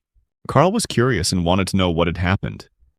Ashila explained that Baito had asked how he could carry so much despite his smaller frame. That's when Ashila had started using physical enhancement magic and experimented on his own body to test its effects. Baito was fascinated and wanted to know if others could gain the same benefits. So Ashila began teaching Baito how to summon and use mana. However, Baito didn't have a natural aptitude for magic that enhanced the body from the soul's core. Even so, after learning physical enhancement magic, Baito continued to practice his skills and improve his physical condition. In a short amount of time, Baito successfully mastered physical enhancement magic, which showed his potential for developing physical strength. Baito started picking fights with the other kids in the village. And although Ashila didn't know why, he knew kids often argued over petty things. Baito had become an invincible warrior in the eyes of his peers, which made some of the other kids dislike him and even call on older kids for help. Despite that, Baito still beat them all. Ashila commented that Baito's magic couldn't possibly have strengthened him that much. The reality was that Baito already had a larger build than the other kids, and he believed Baito was strong from the start. However, recently Baito had started coming home with more bruises, because the older kids couldn't win one-on-one and had started ganging up on him. Even so, Baito wasn't discouraged and kept fighting persistently, despite being defeated multiple times. Through these many confrontations, Baito's fighting ability steadily improved. Their mother would shed tears, wondering if she was a good mother, as she watched Baito constantly stir up trouble and neglect his chores, despite being told off many times. It broke her heart, and she often cried. Baito no longer had any rivals in the village. and Carl was surprised to hear about all this. Ashila said this was why he didn't want to teach magic irresponsibly. But if Carl still wanted to learn, he was willing to teach him because Carl was a smart kid, completely different from Baido, who only focused on strength. Carl was surprised and happy to hear that. Ashila began to guide him on how to focus mana in his brain. Ashila explained to Carl that concentrating mana in the brain could help enhance memory, calculation skills, and thinking ability, as well as other brain functions. Ashila thought to himself that even though he'd learned a lesson from teaching Baido magic, he didn't regret it. Baido's ability to communicate and manage people was largely thanks to his fighting skills. But Ashila wanted Carl to develop his intellectual abilities rather than his physical strength. Ashila hoped Carl could learn to read and do math to become the manager the village desperately needed. If Carl succeeded, he would be able to help Ashila with his work. A man approached the forest wanting to meet the person who had taken down the giant boar. The man introduced himself as Gran, a traveler who specialized in crafting items. Gran said he had heard rumors that the village had subdued the giant boars and came here to confirm it. Ashila asked if Gran came from the east and Gran confirmed it, explaining that his homeland was in the eastern lands. Ashila then asked if it was an island nation. Gran replied that it wasn't exactly an island nation and asked if Ashila knew of such a place. Ashila became flustered and refused to explain further, telling Gran not to worry about it. Then, he invited Gran to see the carcass of the giant boar. Although it wasn't intact, Gran could still take a look if he wanted. Gran thanked him and expressed his desire to meet the one who had defeated the giant boar, asking Ashila if he knew where that person was. Ashila revealed that he was the one who did it, surprising Gran to see it was just a child. Ashila explained that he had used a trap and had a partner helping him. However, Gran didn't believe him, saying Ashila must be mistaken, as he'd heard the giant boars were very aggressive and had even attacked a village near the northern forest. Baido chimed in, asking if they were just very large pigs and wondering why Gran wanted to see their carcasses. Gran explained that giant boars have the ability to harden their bodies, and Ashila realized this was why arrows couldn't penetrate their hides. Gran confirmed this and added that they could create various items from creatures that could use magic. Hearing this, Ashila excitedly asked if it was possible to create a weapon harder than metal from the giant boar's tusks. Ashila breathed a sigh of relief for having kept the tusks instead of throwing them away. Gran smiled, saying he had wandered all over in search of special materials for crafting. When Ashila asked if Gran could make a weapon from the giant boar's tusks, Gran nodded in confirmation. Ashila's eyes lit up, and he offered to commission him, ready to pay for the work. Ashila showed Gran the pair of tusks and asked for his opinion. Gran touched them and exclaimed that they were magnificent, truly the tusks of a magical creature. He even noticed traces of mana on them, indicating that Ashila had defeated the beast while it was using magic. When Ashila asked for more details, Gran explained that if you defeat a creature while it's casting magic, the materials obtained have a much better mana conductivity than ordinary weapons. Ashila joyfully asked if this meant Gran could create extremely powerful weapons from these giant boar tusks. Gran confirmed that the boar tusks could be used to create very powerful weapons. However, he explained that to turn a magical material into a weapon, you need the proper facilities and a catalyst. And this village had neither, so crafting it was impossible. Ashila asked specifically what was needed, and Gran said he needed a furnace capable of controlling high temperatures and a mana core from a magical creature as a catalyst. Ashila understood what a furnace was, but asked in confusion what a mana core was. Gran explained that it's a part of a magical creature, essential for using magic, and each creature has a different type of mana core, which are very rare and hard to find. At that moment, Ashila took out the Valkyrie's horn and asked if it could be a substitute for the mana core. Gran looked closely, treating the horn like a precious artifact. After examining it, Gran said that although he could only guess, it was likely this horn could be used as a mana core, which left Ashila both surprised and thrilled. Gran asked if the horns were from a working beast, and Ashila was surprised to confirm that Gran knew about them. Gran then asked if those beasts were capable of using magic, and Ashila confirmed they were. Gran explained that a working beast capable of using magic is considered a first-rate product, leaving Ashila stunned. Gran said the last thing they needed was a furnace that could withstand high temperatures. They would also need other materials and tools, but the furnace was the essential element. Ashila proposed that he would try to make a furnace, and that the bricks he had made had better heat resistance than clay, although he didn't know exactly how much heat they could withstand. Ashila was willing to try if it meant they could craft the weapon. Gran said that even if they could build a furnace to hold the fire, they would need wind to increase the temperature, and therefore they'll need a pair of bellows. Ashila was disappointed and asked again, "Aren't bellows made of wood?" Since he could only handle earth, Ashila felt disheartened. Gran grabbed him and encouraged him, saying he'd never be able to make a good weapon if he gave up now, then suggested they do it together. Ashila managed to create a furnace along with a foot-powered bellows system. Exhausted but proud, Ashila received praise from Gran, who said the furnace and bellows were a masterpiece in the workshop. Just as he was about to rest, Ashila heard Gran say the work wasn't over. He needed to make charcoal to fire the furnace or build another specialized kiln to produce the charcoal. Ashila felt exhausted hearing the long list of tasks. Gran explained that if they just burned firewood, it would turn to ash. And to prevent that, they needed an enclosed space that would keep air from getting in. Gran was moved to tears because after traveling across the continent, he had finally found a place that had everything he needed. He hugged the exhausted Ashila and said it was time to light the fire in the furnace, stressing that the first step is always the most important part of doing anything. Ashila looked at Gran in surprise, then shot up and ran off, shouting and asking if he was insane. There was no way he could keep up with that pace. Ashila returned home tired, and Carl asked him what had happened. Ashila suggested Carl go and help that stranger with his work. Carl asked if the stranger Ashila mentioned was Gran. Ashila stopped Carl and said that he wasn't going. But he understood that Carl was advising him for his own good. He figured having some hands-on experience would be good for Carl's future. Ashila explained that if Carl used his magic to improve his mental clarity and helped Gran, he would easily remember the work process. Carl asked if Ashila was just trying to get out of it, and Ashila replied that he had already made the kiln needed to make the charcoal.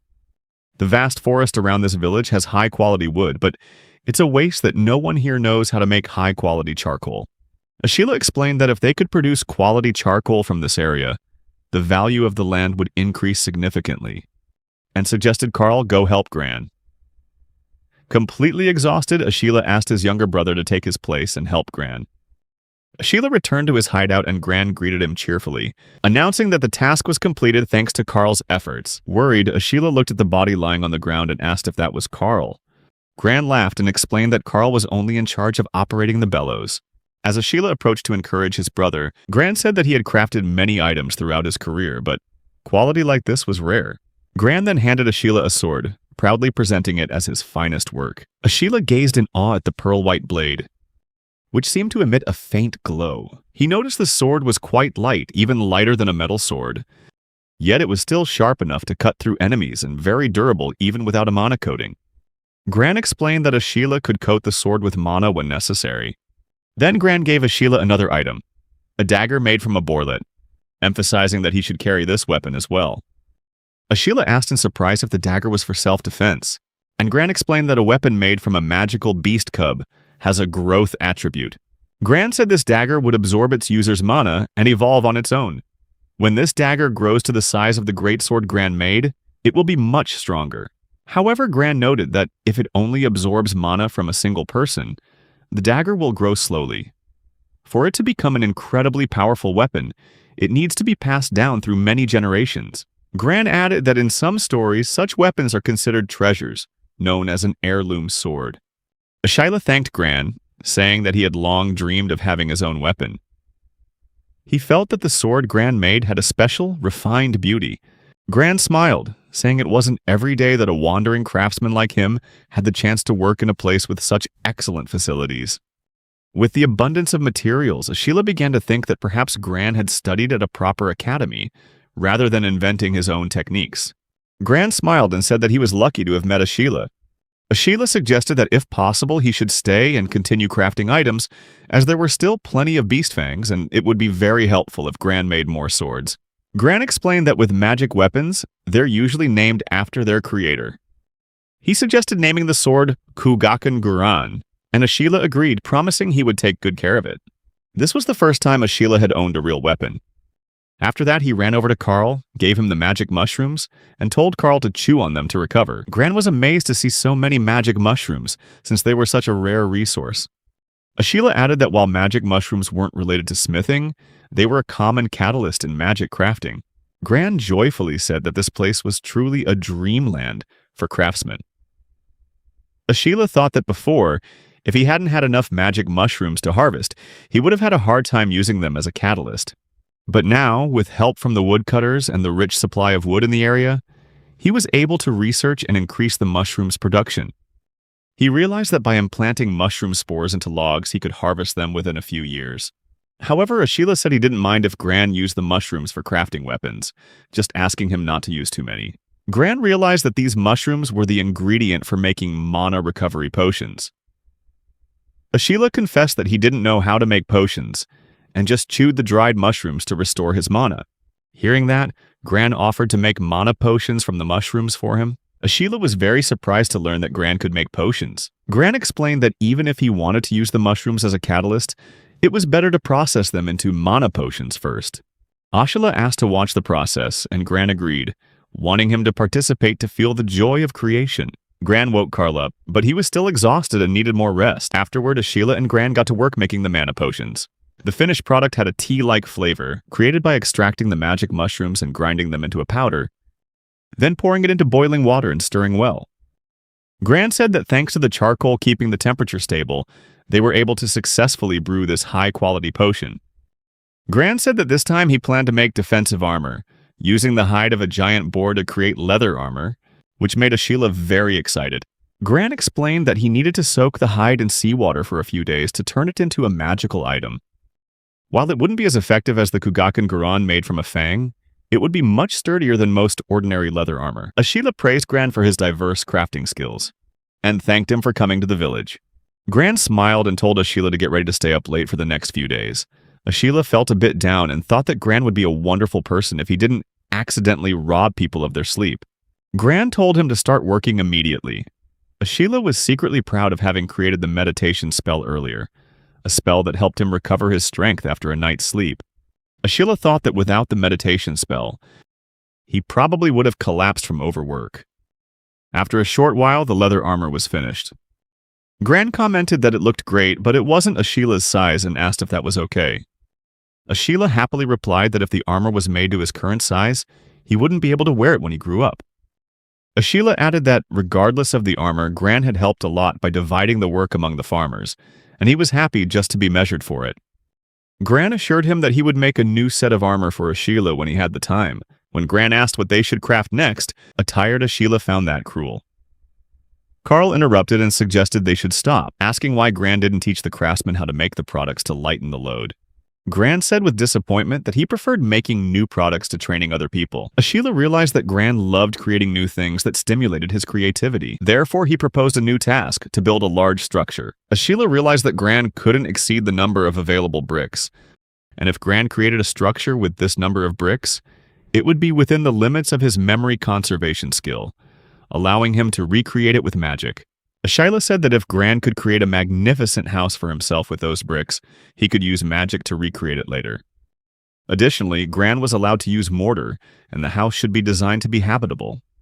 Gran heard about the limitations and grew excited, seeing it as an interesting challenge, and got to work.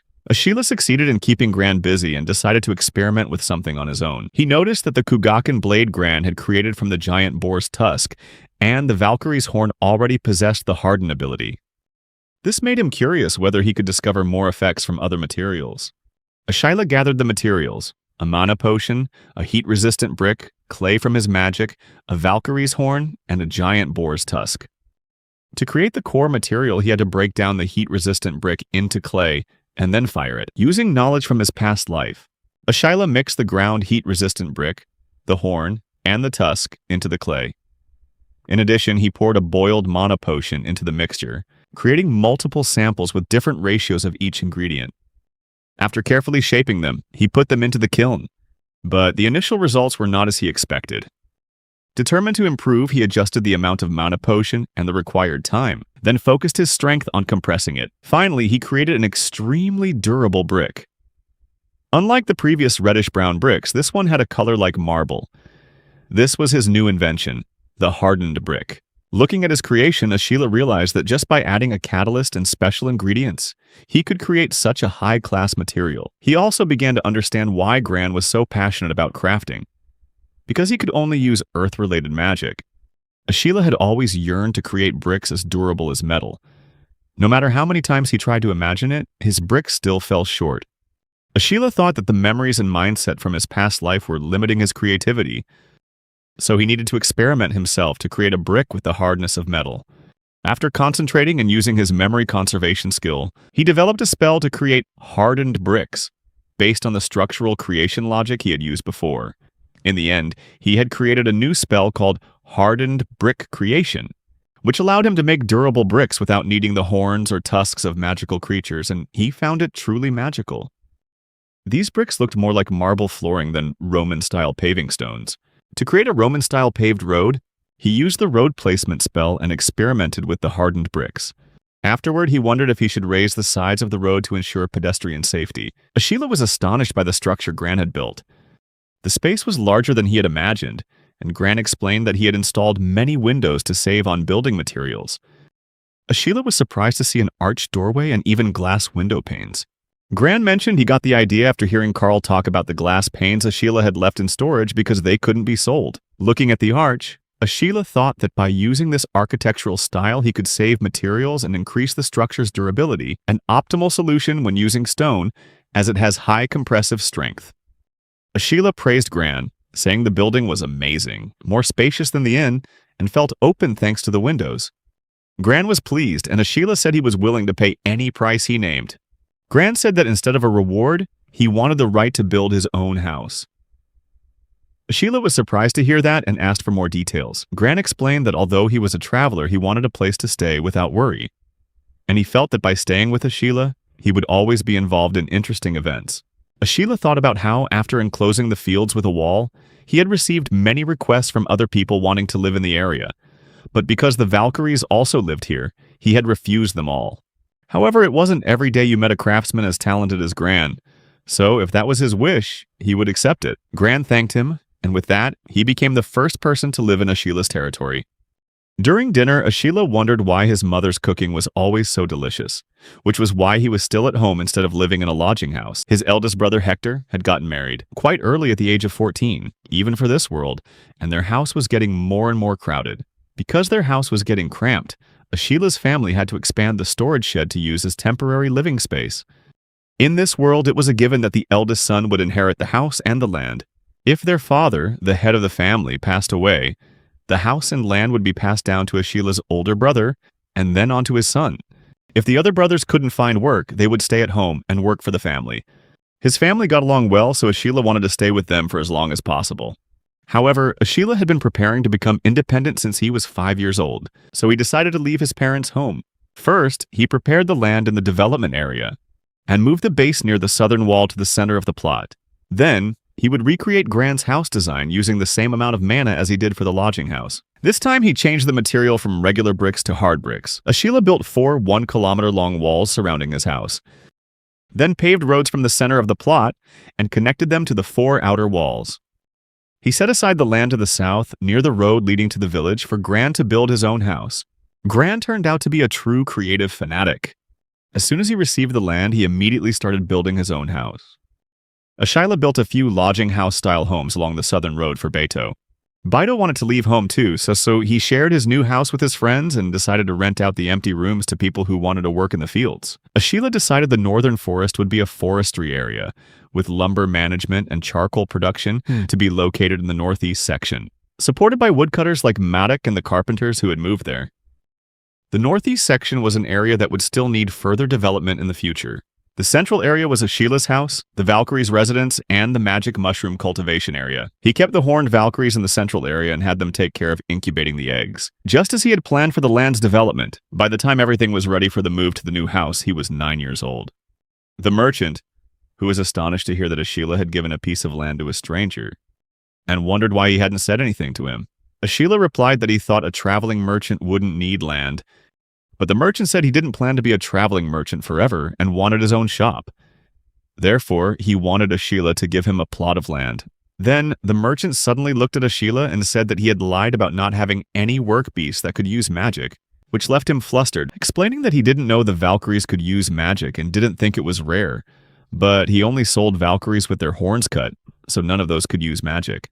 Selling Valkyries that could use magic was fraught with risks. Ashila agreed and said he would let the merchant open a shop there, and that he really hoped it would be a food store. The merchant said he would think about it, since it seemed Ashila trusted him to some extent. Then, the merchant mentioned that there were rumors about a dangerous group of people on that land.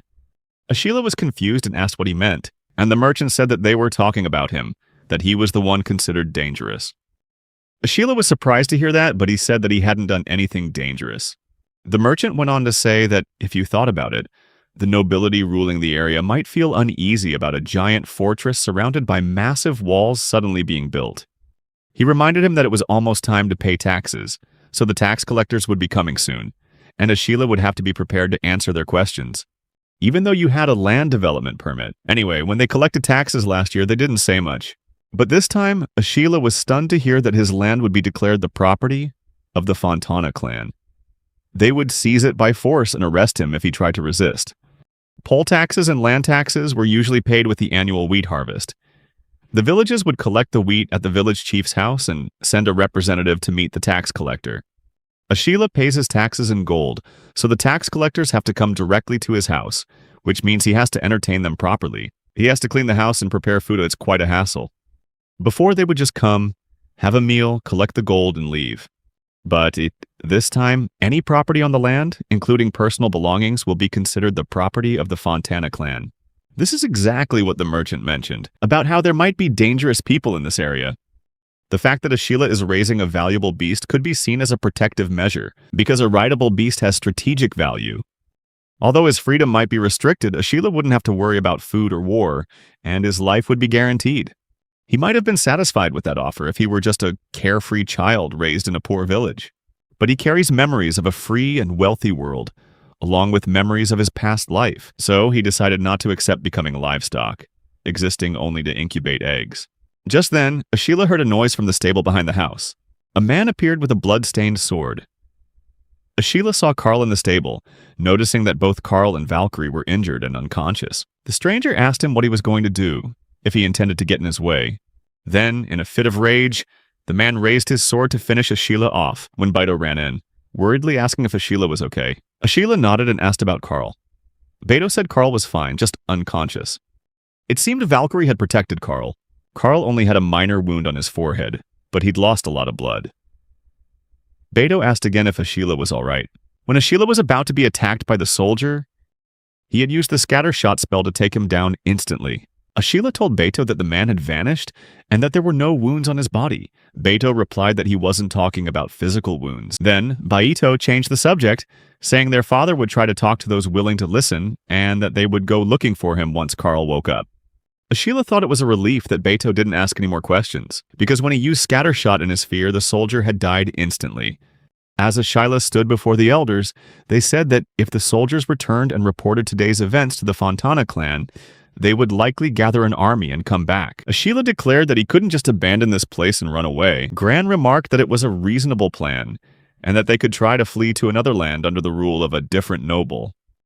He added that if that noble was at odds with the Fontana clan, they might find protection there. Then Fontana couldn't easily demand they hand Ashila over. They'd probably be happy to keep Ashila since he can breed work beasts. However, if he sought asylum under those conditions, his treatment would be no different from the protection Fontana had offered. Ashila realized that even if he were safe, he would no longer be free. They said that a commoner fighting against a noble was too much to ask, and that freedom might be too much to hope for. Beto interrupted, asking what they were talking about and insisting that if that was the situation, they had no choice but to fight back. Beto demanded to know if they would really accept this place being stolen, and questioned the point of all his hard work since he was a child. He also stressed that the next time soldiers came, all their loved ones would be captured, and Carl might actually be killed. He asked if they were really not going to stand up and fight. Beto declared loudly that of course he would fight alongside Ashila, and that it was an older brother's duty to protect his younger brother. He even added that he could probably ride Valkyrie better than Ashila anyway.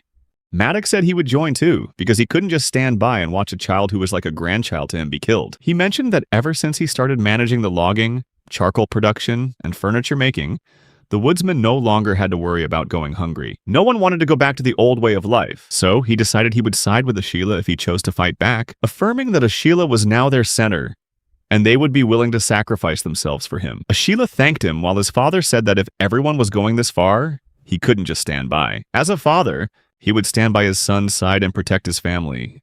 Ashila never expected to gain allies who were willing to risk their very lives. Then, the merchant said that if everyone had made up their minds, he would help too. He would gather information from other traders. Ashila asked if that was all right, since merchants don't usually do things that don't turn a profit.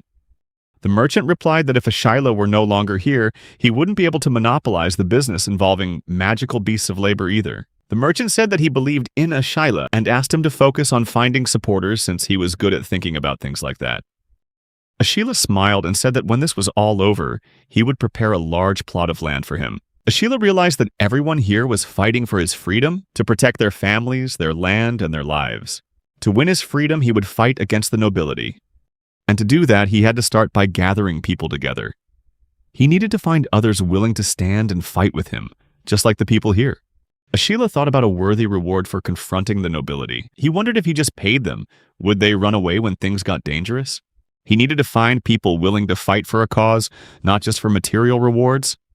Then, Ashila announced that he had decided on the reward for those who would cooperate. The reward would be his unique magic, and the villages that had witnessed his power would surely understand what a priceless reward this was. The magic to flatten land, improve soil, and build walls were all large-scale spells for development. Ashila said that through a naming ceremony they could inherit his magic. Then he declared that from now on he would take the title Ashila Baruka and would name the village Baruka.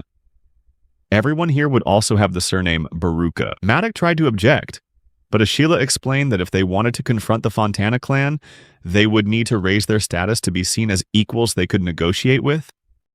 His father was astonished, saying he'd never heard of anyone other than priests being able to perform a naming ceremony, and that this was extraordinary. While everyone was still skeptical, Ashila immediately created a magic circle in front of them. They were stunned as they watched Ashila perform the naming ritual. He declared that everyone needed to decide right now. If they stood united with him, they would take the surname Baruka. However, Ashila warned of the potential risks in this ritual, especially for those who already had names. To ensure their safety, they would keep their given names and only change their surname to Baruka. So from now on, they would be called Beto Baruka, Ashira Baruka, Tryon Baruka, Gran Baruka. After that, Ashila prepared to perform the naming ceremony for each person. Beto recounted that his childhood memories were almost nothing but hunger and hardship. Due to the Great Famine, the harvest dwindled, and most of what they had was taken for taxes. In the midst of all that hardship, Beto's 3-year-old younger brother had started working in the fields. Wasting his energy on something Beto thought was pointless. Beto thought his little brother was an idiot because he'd always been a bit strange since he was little. However, he succeeded in growing turnips, and not only that, the barren land also became fertile. What's more, his little brother was even stronger than Beto, despite being 2 years younger. Beto thought that if he hurt him a little, maybe he would give him his turnips, but he always lost to Ashila. Beto remembered that Ashila didn't hesitate to show him how, even though Beto didn't fully understand all the complicated stuff. The secret, it turned out, was to keep mana in his body to enhance his strength. Beto practiced strengthening his body while helping in the fields, while Ashila steadily tended to and expanded the land. Ashila also hatched eggs and offered them to the nobles, and in exchange, he received his own plot of land. He even defeated the giant wild boar that nearly destroyed their village. Meanwhile, Beto spent his days training to ride a Valkyrie and practicing his swordsmanship with a wooden sword, determined to become strong enough not to lose to the knights and to defeat the giant boar. Because he was the older brother, back in the present, Ashila was exhausted. He already knew that magic would put a huge strain on his mind. Everyone was astonished and praised Ashila for the immense amount of magic he had used, leaving them all in awe. Ashila was relieved as it seemed he had succeeded. Beto thought that thanks to this, he would also become stronger. Ashila then told everyone to spread the word to the villagers and gather their forces, announcing that the nobility was plotting to seize all the land, property, and even the people in his territory, and that they were also planning to kill him and Karl. Ashila declared that they would stand up and fight to protect their rights and their lives from the oppression of the nobility. He hoped that this message would resonate with the people, so that anyone who wanted to protect their family and themselves could receive his magic and a piece of his land, calling on everyone to unite and fight alongside him, explaining that helping him would be beneficial. They needed to gather as many people as possible. Beto eagerly accepted the task, saying to leave it to him. Madak also said he would speak with the woodsman. Ashila turned to the merchant, hoping the old man could gather information from the streets. The merchant understood and promised to check on the size of the noble's army, and then told Ashila to be careful. Ashila nodded. He reflected on how he had never lived with the intention of one day confronting the nobility. But now, he needed a backup plan in case he couldn't gather enough people. Normally, when summoned to war, they would lose about 50 people. And if they could gather 78 this time, it would be a considerable number. He also thought the woodsmen would be willing to help, as they were very diligent. Baido, who was popular among the youth as well as the poor who had jobs because of the fields, would be an invaluable asset for recruitment. These people couldn't live without work in the fields, and now they would fight to protect their rights and their lives, seeing that as the most important factor. Hector said he would go with Ashila and asked the girl to take care of his mother, Era.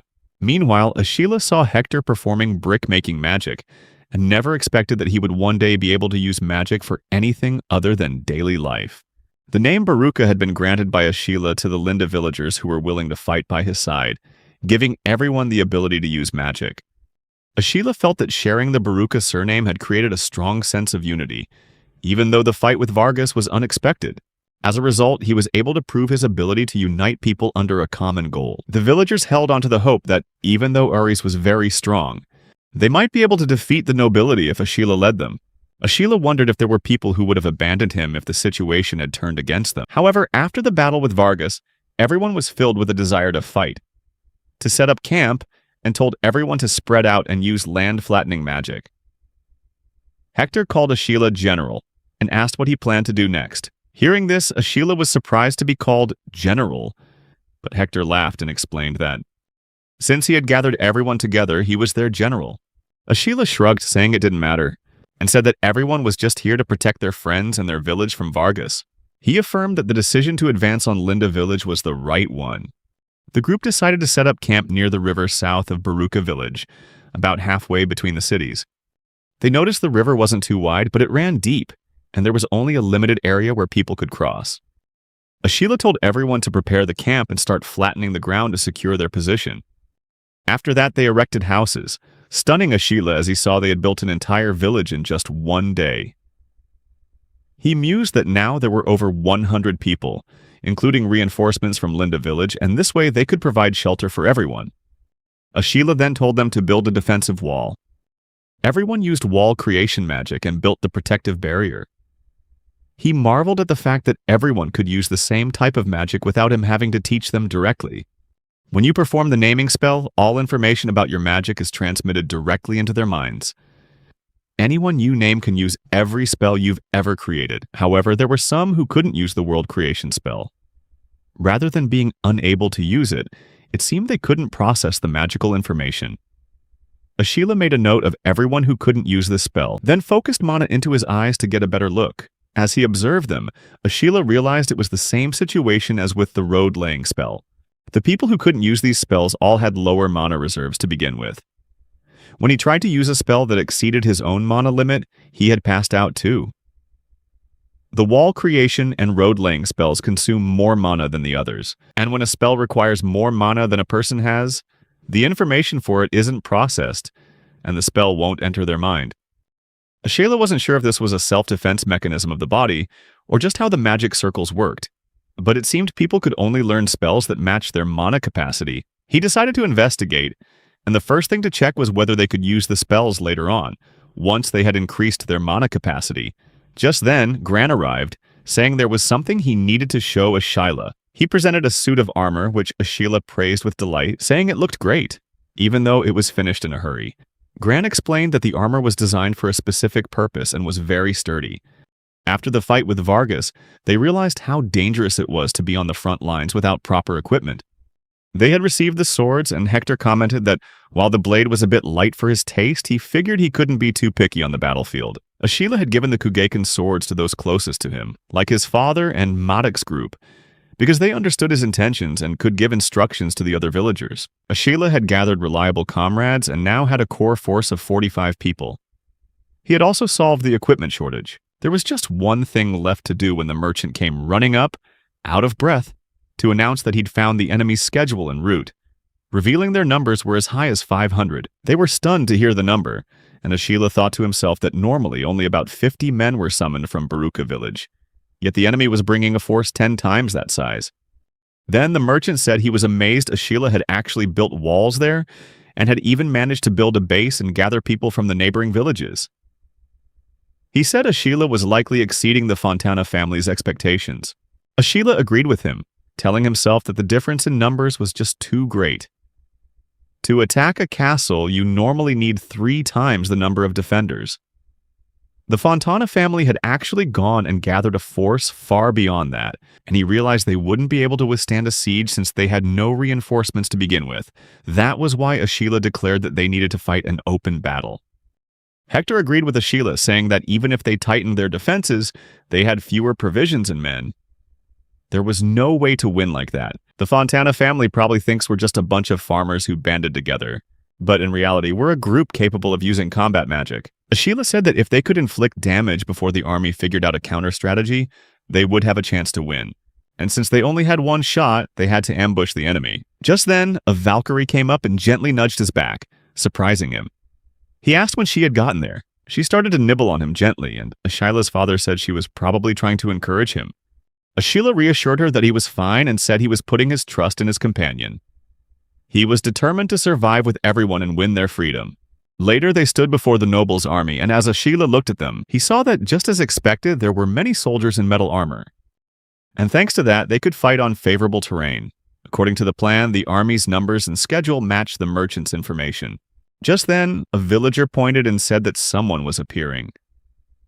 Ashila looked and wondered if that person was riding a hornless Valkyrie. It was the commander of the noble's army, and he shouted out, addressing all the villagers of Baruka, declaring that Ashila of Baruka village had committed a crime, defying the orders of a noble and harming an official. This was an act that could not be overlooked. Ashila realized the sign of a good commander was having a clear voice that could echo across the battlefield. He wondered if even the enemies far away could hear him clearly and understand every word. Then his father called out to him, asking if he was just going to sit there and listen to the speech. He warned that if the commander kept talking, the villagers' hearts might be swayed, and it would be disastrous if they remained silent. Now that the battle has begun, Ashila wondered if he could deliver a speech that would raise his allies' morale and crush the enemy's will to fight. So he focused, channeling dense mana into his vocal cords to increase their vibration, which would help create a loud and clear sound. He knew he could overpower everyone there. His voice boomed, declaring that the Fontana clan had written a document recognizing him as the owner of the Baruka territory. But after seeing Baruka's development, they decided to seize it for themselves. He said they wanted to steal their land, steal everything on this land, and even steal the people of Baruka themselves. Ashila made the air around the battlefield vibrate violently, coating his voice with mana and sending it straight into everyone's hearts. He told the people of Baruka that they must protect what is theirs with their own strength, and that the Baruka clan would not bow to the tyranny of the nobles. They would no longer stand for the nobles' wicked deeds, and he ordered everyone to charge forward and reclaim their freedom. Then they charged toward the enemy. Ashila angrily swung his club, smashing into them and telling them to stay out of his way. As the enemies were sent flying, Ashila realized that he had knocked them far away with just a single swing. The Kugaken's sword was too short for fighting on horseback, so he created a spear out of hardened brick. Most importantly, he was using physical enhancement magic, which combined with his immense physical strength, made his use of refined mana exceptionally powerful. He shouted for everyone to get out of his way, or they would be knocked aside. Ashila knew he had to press this advantage and charge so the enemy wouldn't get a chance to stop him with spears and shields or rain arrows down on him. Furthermore, the sight of a child sending grown men flying must have shattered the soldier's will to fight. Because of that, he didn't need to overpower the conscripts by force. The only one he needed to defeat in this battle was the commander riding the hornless Valkyrie. Then, Ashila heard Beto shout a warning for him to stop, telling him he was charging too far ahead alone.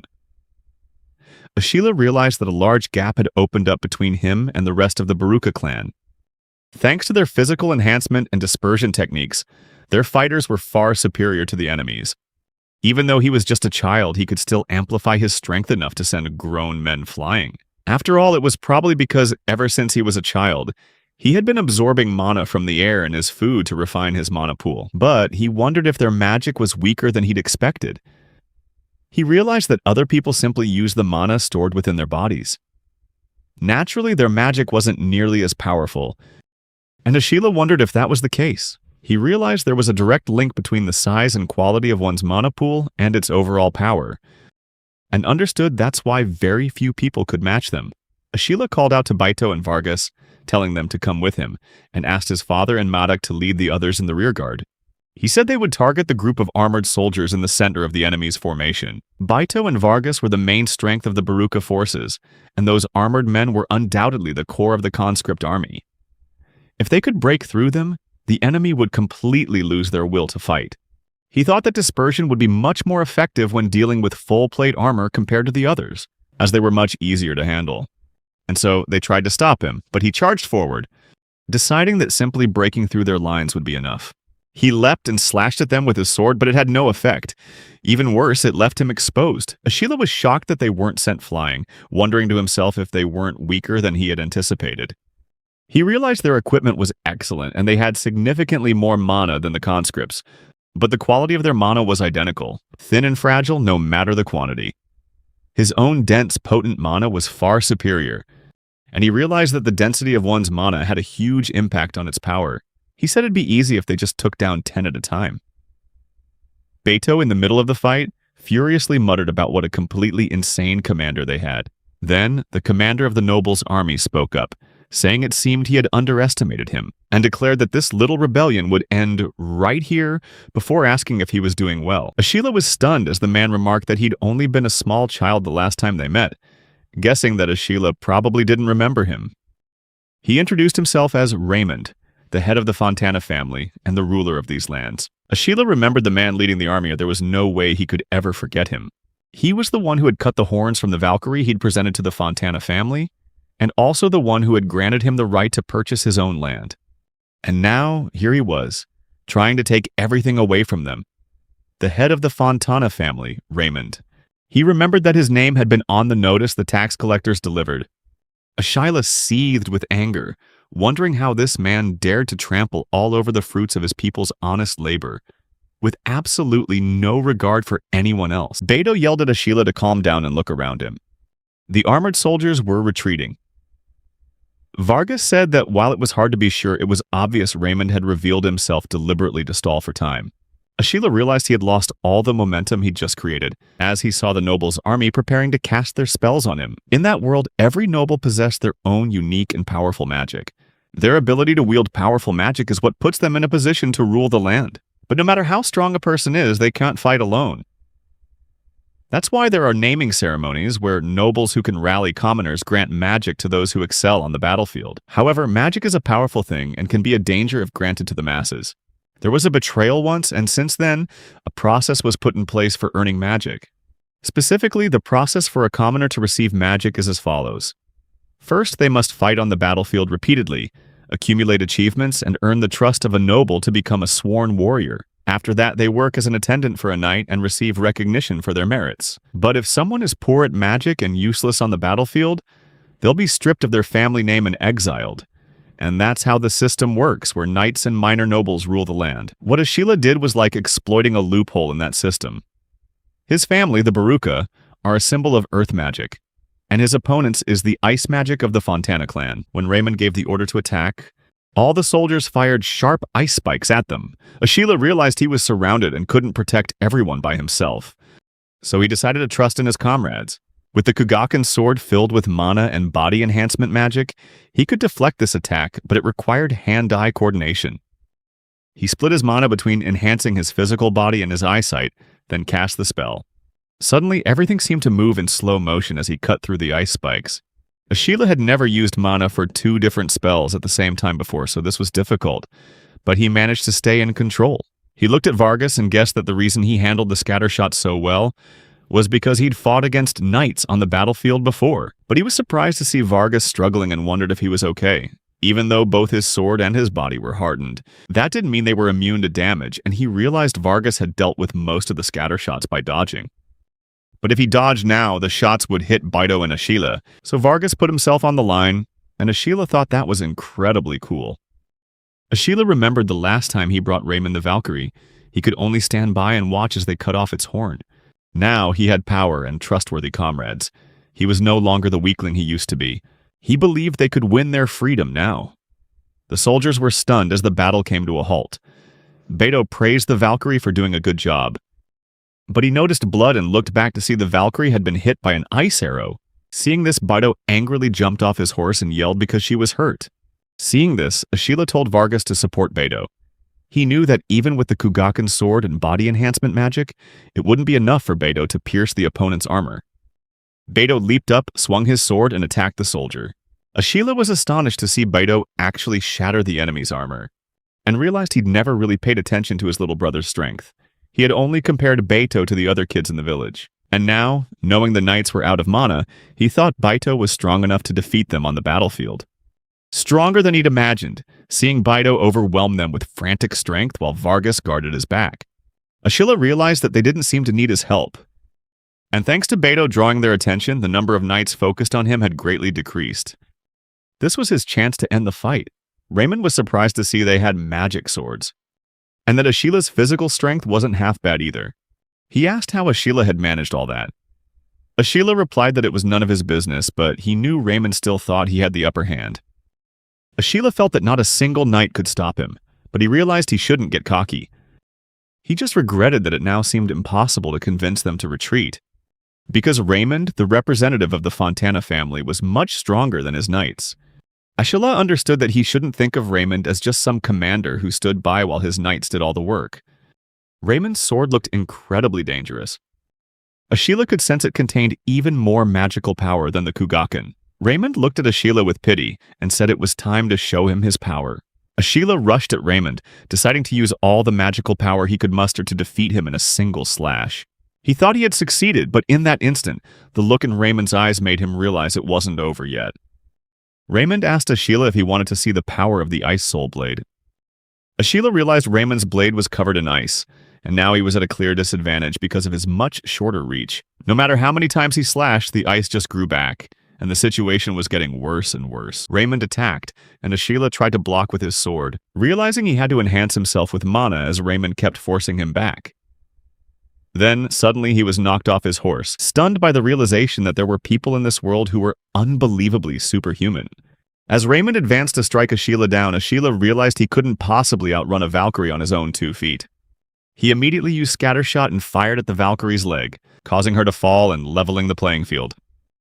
Ashila knew that Raymond's power was still greater than his, and if he missed this opportunity, it would all be over. He charged forward to attack Raymond, but knights immediately appeared to protect him. Enraged, Ashila swung his sword, but the knights ruined his chance with their seamless coordination. He understood that it took both strength and coordination to break through this full plate armor, and as expected, the knights were very strong. However, he was still confident he could handle the situation by redistributing his mana. He took a long breath while Raymond laughed and said it seemed he was running out of steam, and told him to stop his futile resistance. Ashila faced Raymond and said there was no way he would surrender, and that the one who should be surrendering was Raymond. Just then, the ground began to shake. Everyone was stunned, wondering what was happening. Ashila smiled and said that Raymond had fallen right into his trap. Meanwhile, the merchant ordered everyone to follow the river and urged them to push forward, saying that this would be incredible and that no ordinary surprise attack would have been impressive enough. On the battlefield, Ashila knew he didn't have many forces to spare, but he had an amazing trump card. Valkyries were striding toward the battlefield. Raymond was stunned to realize Ashila was surrounding him with powerful beasts. Ashila shouted out to them, and the knights were astonished to see that the creatures were using magic. And they were using the very same magic as the Baruka people. Raymond was worried for his army, but was in denial, saying he wouldn't accept being defeated in such a ridiculous way. Ashila wondered if this was what it would take to end the battle as he swung his sword at Raymond. Raymond was wounded and fell. Ashila declared that this was the end for him, and that this was their decisive victory. Anne shouted, announcing that the head of the Fontana clan had been struck down, and called out to the Fontana soldiers, declaring that Baruka was now free and calling for everyone to cheer. A Valkyrie came closer and nuzzled him as an exhausted Ashila said that he was all right, and with that, he had won the battle. At the camp north of the river, the merchant was trembling, and said that he had been terrified, using physical enhancement magic while riding a galloping Valkyrie at the head of the stampede. Was actually the one who had been with him from the start.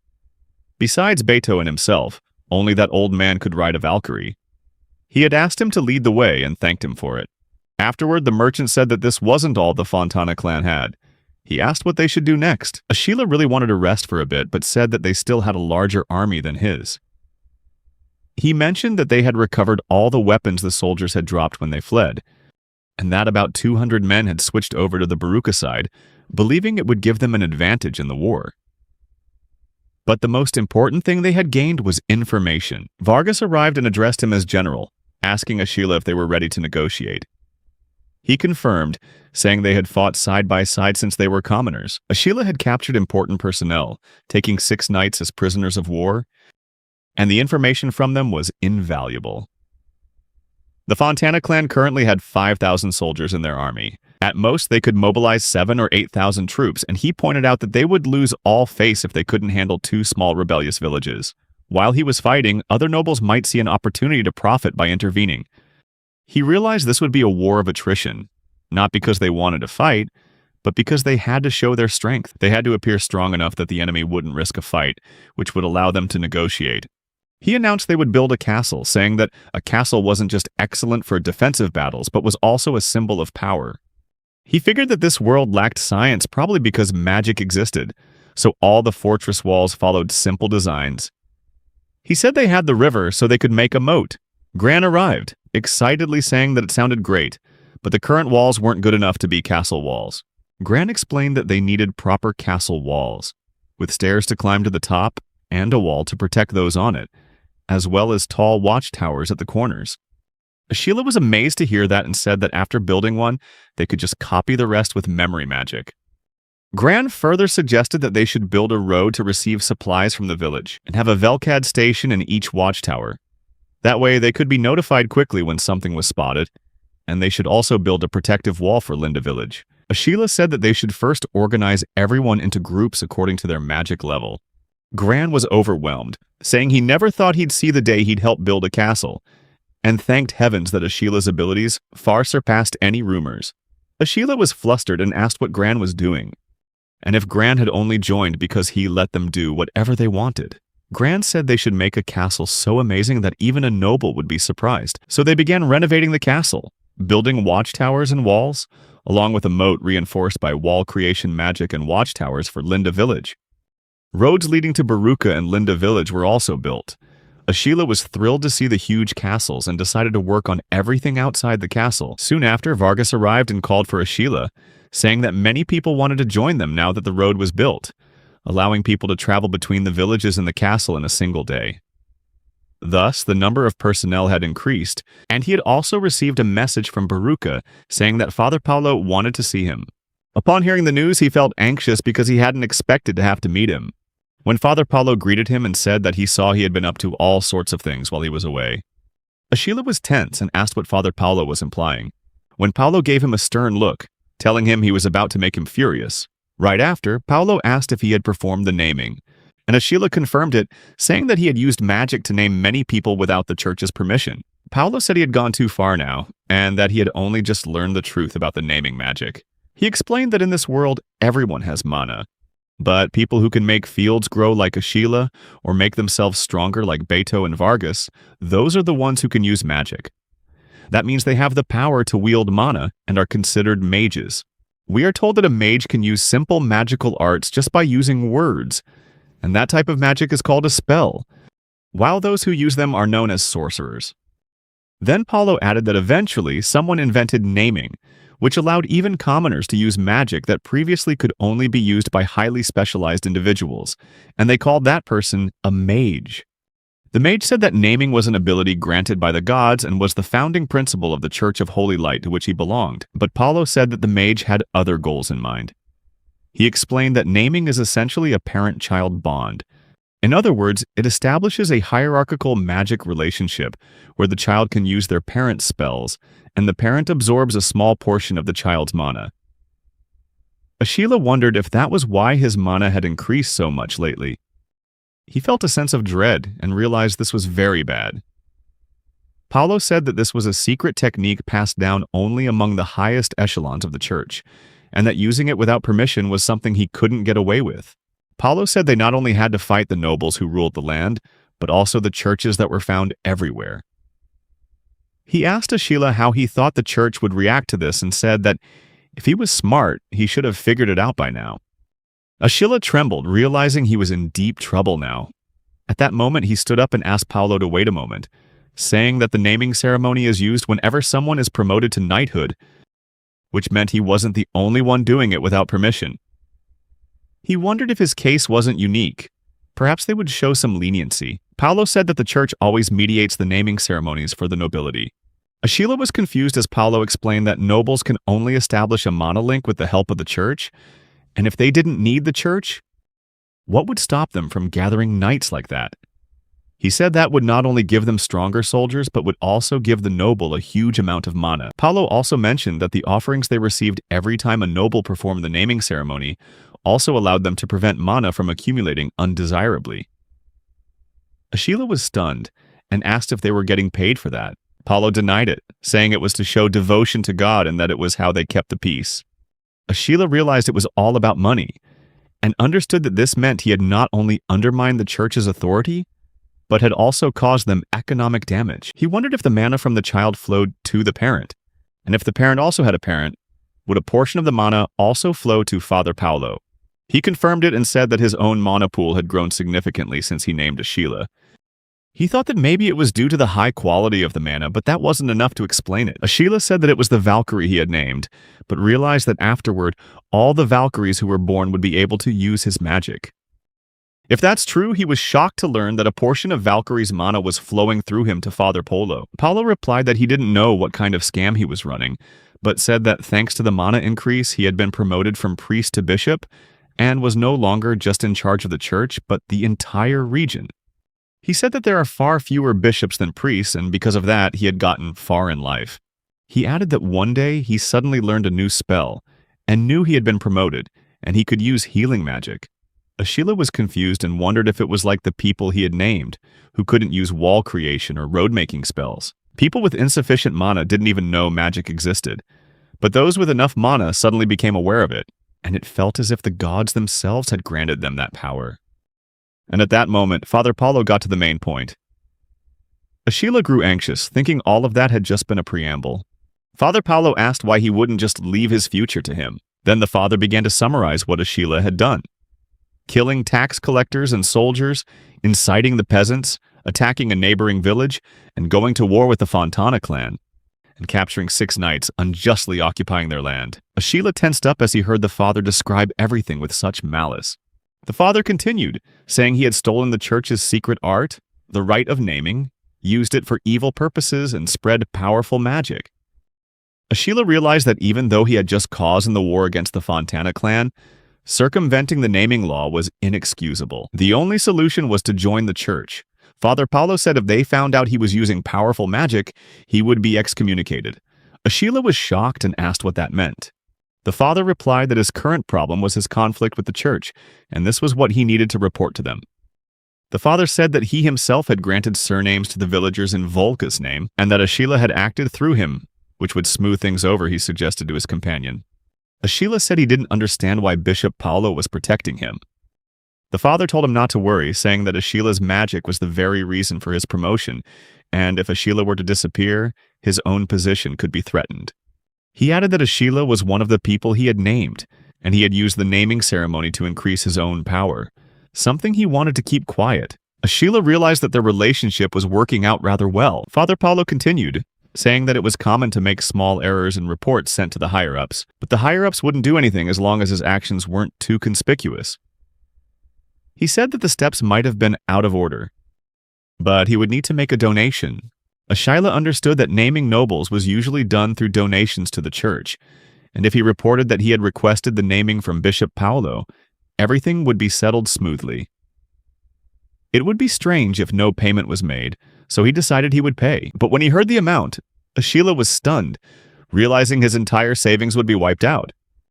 Father Paulo noted that the amount wasn't impossible to pay, but that normally he wouldn't have that much money, so he wondered if he had based the calculation on his assets.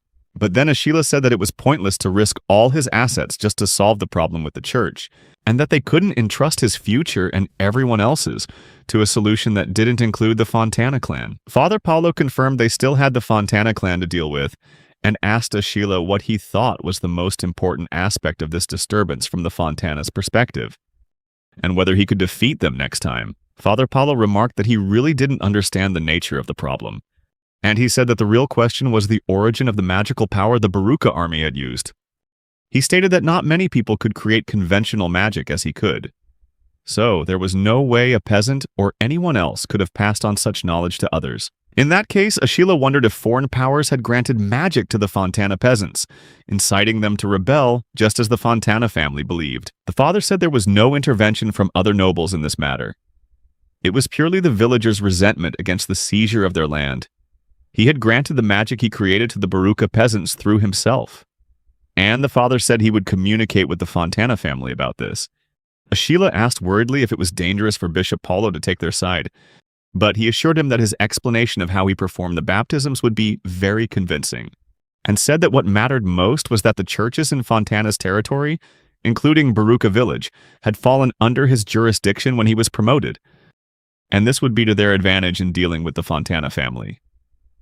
He also said this was to protect his own position, and mentioned that he would lay some groundwork first, but that it would be difficult without his generous contribution. Ashila let out a sigh of relief, understanding that he needed to brace himself for what was to come, and said they were entrusting the future of Baruka to Bishop Paulo. A nobleman entered and asked if Paulo was the new bishop, as his man had reported that Paulo was the priest in charge of Baruka village and knew Ashila quite well. The nobleman responded that even a bishop was on his side and asked if Ashila had enough power to influence even the church. Father Paulo approached him and announced that the negotiations with the Fontana family had progressed. Finally, the official negotiations between the two parties began, and said that everything was ready. They were heading to their usual spot where they would hold an informal discussion to reach an initial agreement. Ashila had taken down one of the towers they'd built as a landmark, making the path there clearer. Just then, a nobleman approached and asked if he was Ashila. The nobleman asked if Ashila was sure he wasn't just a child. Ashila wondered if the man was underestimating him and asked who he was.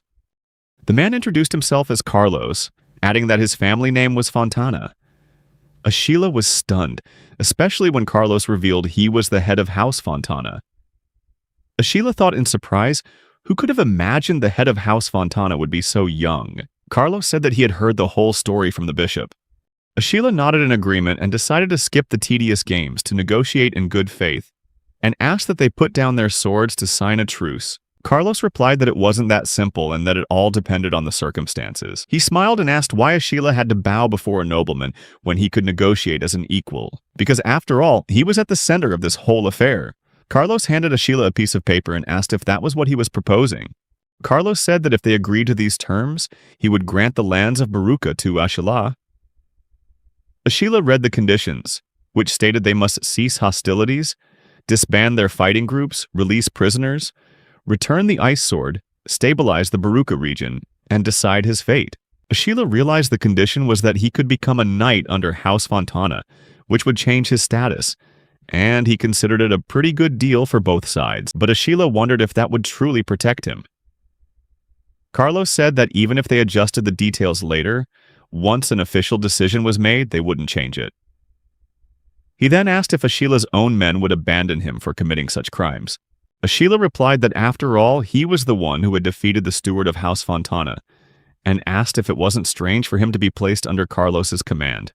Carlos said that the person he wanted to thank the most in all this was Ashila, and he looked at him with a satisfied expression, saying that he was glad Ashila had defeated Raymond, and asked if Ashila understood why. He explained that leading a group of adults as a child was a struggle, and revealed that he was only 3 years old when his father, the previous head, passed away. He inherited the lands of House Fontana, and that was the beginning of their decline. The previous lord had been killed in battle due to focused attacks from the surrounding nobles. The only other heir besides him had also passed away, and when their young lord took his seat, House Barbaros, a branch of House Fontana, declared that their own head should be the one to lead. The arrangement was that Raymond would serve as steward and protect the land until Carlos came of age. However, Raymond defeated one of the most powerful knightly families, House Graham. Carlos added that Raymond even took over the role of steward, which was supposed to rotate among the knightly families. And even now that Carlos was an adult, Raymond was still manipulating him like a puppet to control the entire domain. Ashila recalled that when he came to offer the Valkyrie, Raymond was the one in charge of everything, and that the House Fontana crest had been used in a document without proper authorization. Ashila realized that allowing groundless claims to land had been a mistake on Raymond's part, and Carlos confirmed that just one small mistake could be the catalyst to break his power. Carlos said he never even imagined Raymond would be killed while trying to suppress the rebellion. Ashila understood that Carlos had now seized control of House Fontana's power, but Carlos said angrily that it wasn't that simple. He could only imagine the difficulties Raymond had gone through to unite the factions within the Fontana territory after his father's death. Ashila realized that was the reason for the stagnation in House Fontana's activities after the battle. Carlos added that it wasn't just that. Raymond's relatives, his subordinates, and his loyal knights had all faced many trials. They might obey for now, but there was surely still resistance simmering somewhere.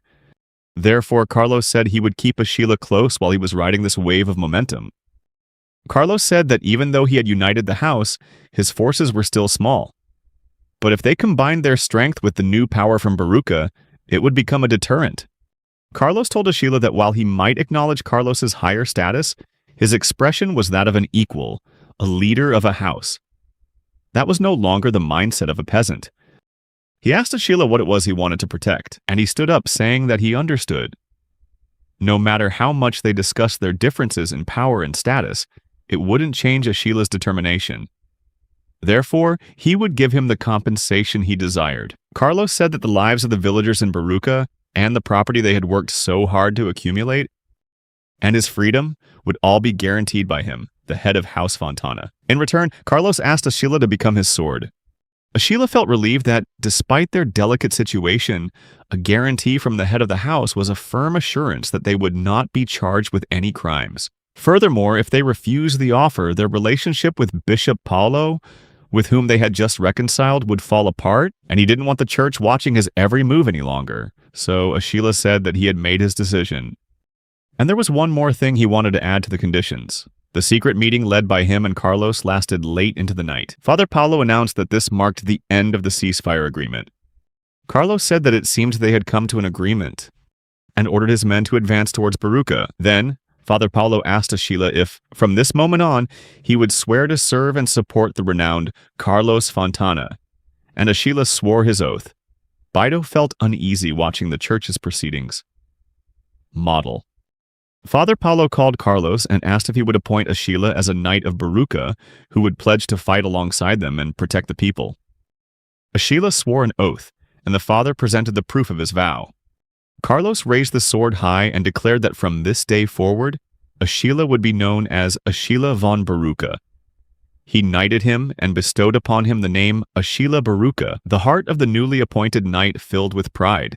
He accepted his new name and title, vowing to uphold his honor and the spirit of chivalry to bring glory to the name Ashila Baruka.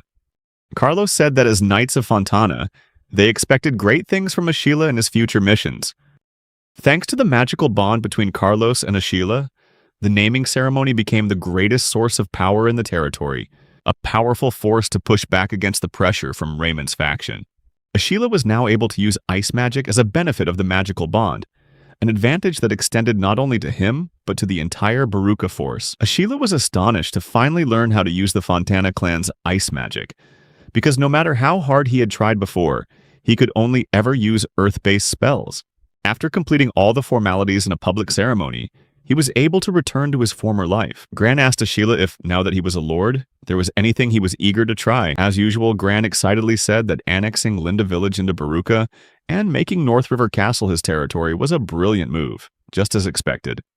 Ashila said that Carlos's request was for him to manage Baruka Village, and he eventually gave in, not wanting to lose such talent and regretting having to give up North River Castle. He mentioned that some knights can become lords, but only a select few are chosen. Gran said there are things that must be done, more so than things he wants to do. Ashila realized it was time to make money and apologized to Gran, saying that he currently had no time to discuss matters of the heart, as they had taxes to pay to the Fontana family. When a summons came, they had to gather soldiers and go to war. He knew that while they had the freedom to manage their lands, collect taxes, and hold trials. They also had responsibilities to fulfill. Ashila realized that if they failed to show loyalty, they could lose their hard-won territory, and decided he would create an organization that could handle internal affairs with ease. He thought it was necessary to establish a system that would generate revenue even when he was away, where a lost noble lady's maid named Lilina asked what had happened. Lilina denied it, saying it was nothing. She asked for the book, as Lilina heard that Raymond, who had supervised Carlos since childhood and managed everything in the territory, had died in a peasant revolt, and Carlos had been a standout since he was a child. It seemed Carlos had succeeded in taking over the management of the territory. She concluded that if Carlos, with his limited practical experience, were to take over the territory, there would likely be conflict with the powerful knights who belonged to Raymond's faction. She praised Carlos as brilliant, for he was likely capable of politically exploiting the only person who shared his bloodline. Lilina felt the same way and guessed it was time for her to prepare for whatever was to come. Ashila summoned everyone and announced personnel changes within the territory of the Baruka Knights. He said they had Tryon Baruka, an excellent traveling merchant, who would work with him in internal affairs. He then said that Tryon would be able to join their accounting department. Next, he expressed his wish for his brother-in-arms, Vargas, to serve as captain under him. Maintaining a standing army was expensive, so they would have to train farmers regularly to maintain public security. They needed people working regularly to create a standard. He mentioned that there were some who used offensive magic in their daily lives, and those people needed to be controlled more strictly. He said that things would be difficult, but he wanted them to persevere. He then told Maddock and the chief of Linda Village that they would join him as judges. They would form a triumvirate of justice, ready to deliver judgments with swift accuracy and unwavering conviction. If the involved parties couldn't resolve the issue themselves, they would hold a trial to settle the dispute. The problem was that without clear laws, it was difficult for those in power to listen to both sides and reach a mutual understanding during the decision-making process. Following the example of their predecessors, they decided to create a new set of laws. The new laws would usher in a brighter future where justice prevailed and fairness was upheld. He told everyone to move forward with confidence, knowing they were taking bold steps toward a better tomorrow. Gran remained in charge of crafting. He summoned everyone, saying they were about to participate in an experiment run by the council, alongside him and other experienced experts. He believed they would bring decisiveness to the decision-making process, and he placed his faith in every one of them to deliver the best results.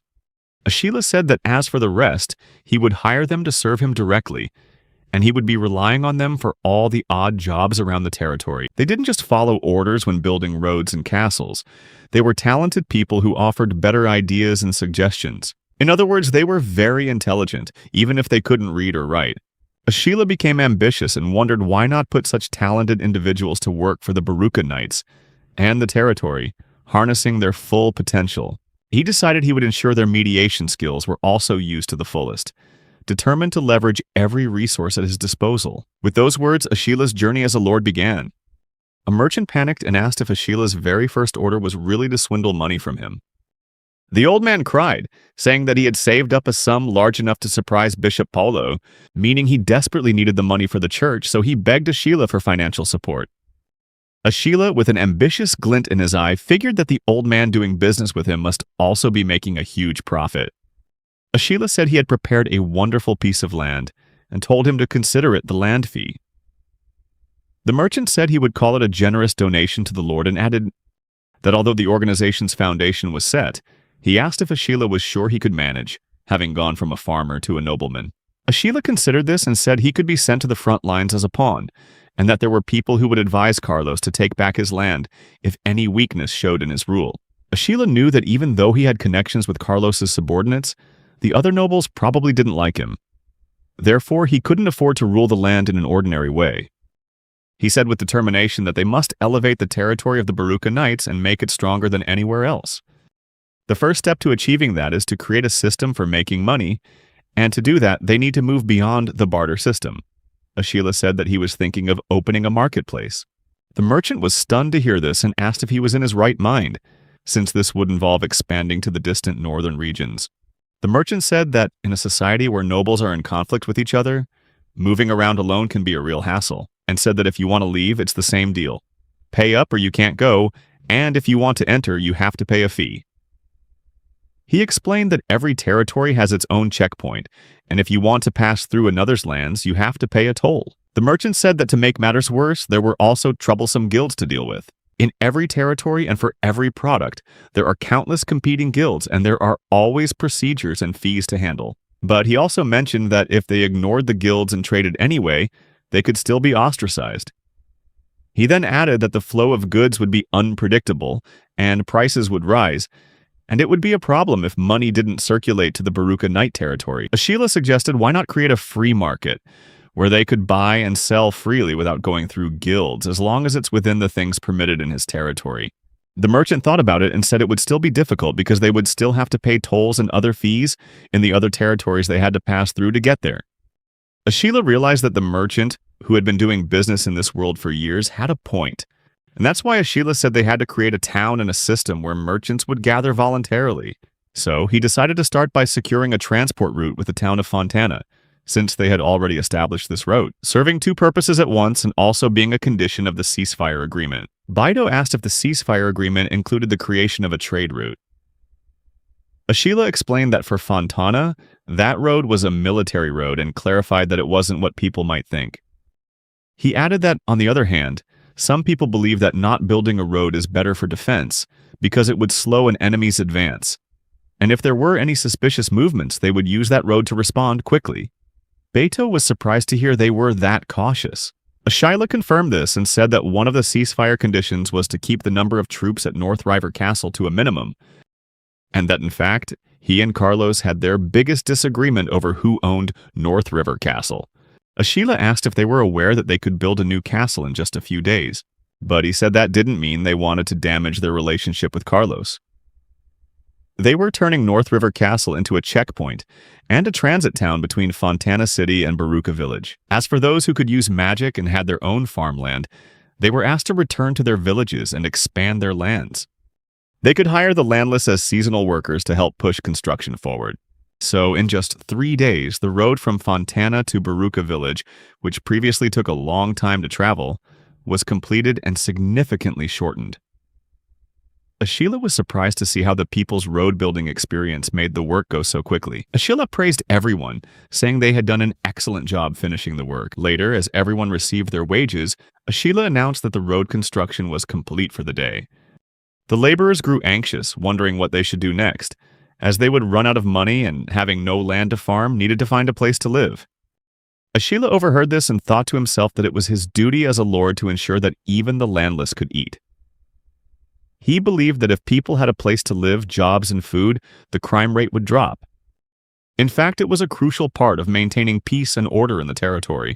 So, with open arms, Ashila announced that they were welcome to live there if they wished, and everyone was very surprised to hear this. Afterward, on a large flat plot of land outside the castle walls, spanning a beautiful 4 square kilometers, they began to construct many inn-style buildings with 2 main goals in mind. Then Ashila told them he had arranged work for them, which made everyone rejoice. Ashila showed them a hard brick and explained it, saying it was an item that could only be found in Baruka. He said that getting the tusks of giant boars or the horns of Valkyries was not an easy thing to begin with. The most important thing he mentioned was the cultivation of magic mushrooms through magical infusion. If they infused the mushrooms with magic, they could harvest a great deal and could continue to harvest from the same plant for many years. Ashila said he wanted to monopolize the cultivation of these highly profitable magic mushrooms, and though the immediate income might decrease, the long-term benefits would be greater than the cost.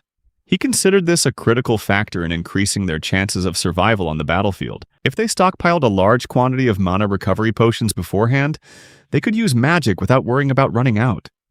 And just like that, the Baruka Knights had a new specialty product. After that, he decided to work on how to manage the landowners and conduct a land survey first.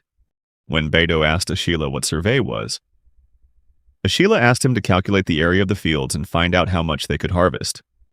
Beto said that he would pass because he wasn't as good at thinking as him. Ashila thought to himself that thanks to the land improvement and enhancement magic, this year's harvest was expected to increase significantly. In other words, the amount of tax to be paid would also increase. And the purpose of the land survey was to classify the area and harvest yield of the farms. to inform everyone that the amount to be paid would change from next time on. The farmers wouldn't be happy when the amount taken from them increased as soon as the rules changed. Then Carl came and asked what the standard for measuring land size was, and suggested that maybe they could measure it by the number of times the land had been leveled. Ashila recalled that he had made leveling and improving the land a condition for his magic, with an image of about 10 meters per side. He said if that were the case, then anyone could level the land without needing surveying skills. So he decided to divide the landscaped land into a part of the Baruka Knightum territory. Ashila said that when they were fighting Raymond, it seemed that when Carl woke up, he was crying, blaming himself for everything, even for Valkyrie's injuries and his own attack, and he thought it was all his fault, even though his mother and brother told him it wasn't his fault. From that day on, it was clear Carl was trying to be useful to everyone. Then Ashila told Carl that when they were little, he had asked him to decide on a unit of length. Carl didn't know about units of length yet. So Ashila explained that in landscaping, they divide one side into 10 equal parts and call it 1 meter, and then divide it further into 100 smaller parts called 1 centimeter. By establishing a unit of length, they could create a unit for volume and wait to see the possibilities. Ashila apologized for the sudden notice, but said he wanted Carl to make sure everyone understood the plan, to create a master list to avoid confusion, and asked if he would teach everyone. Carl was surprised to hear that, but Ashila said that he must have remembered what was just said. Carl smiled and agreed with him, and that's how Ashila's unit spread throughout the Barkanite territory.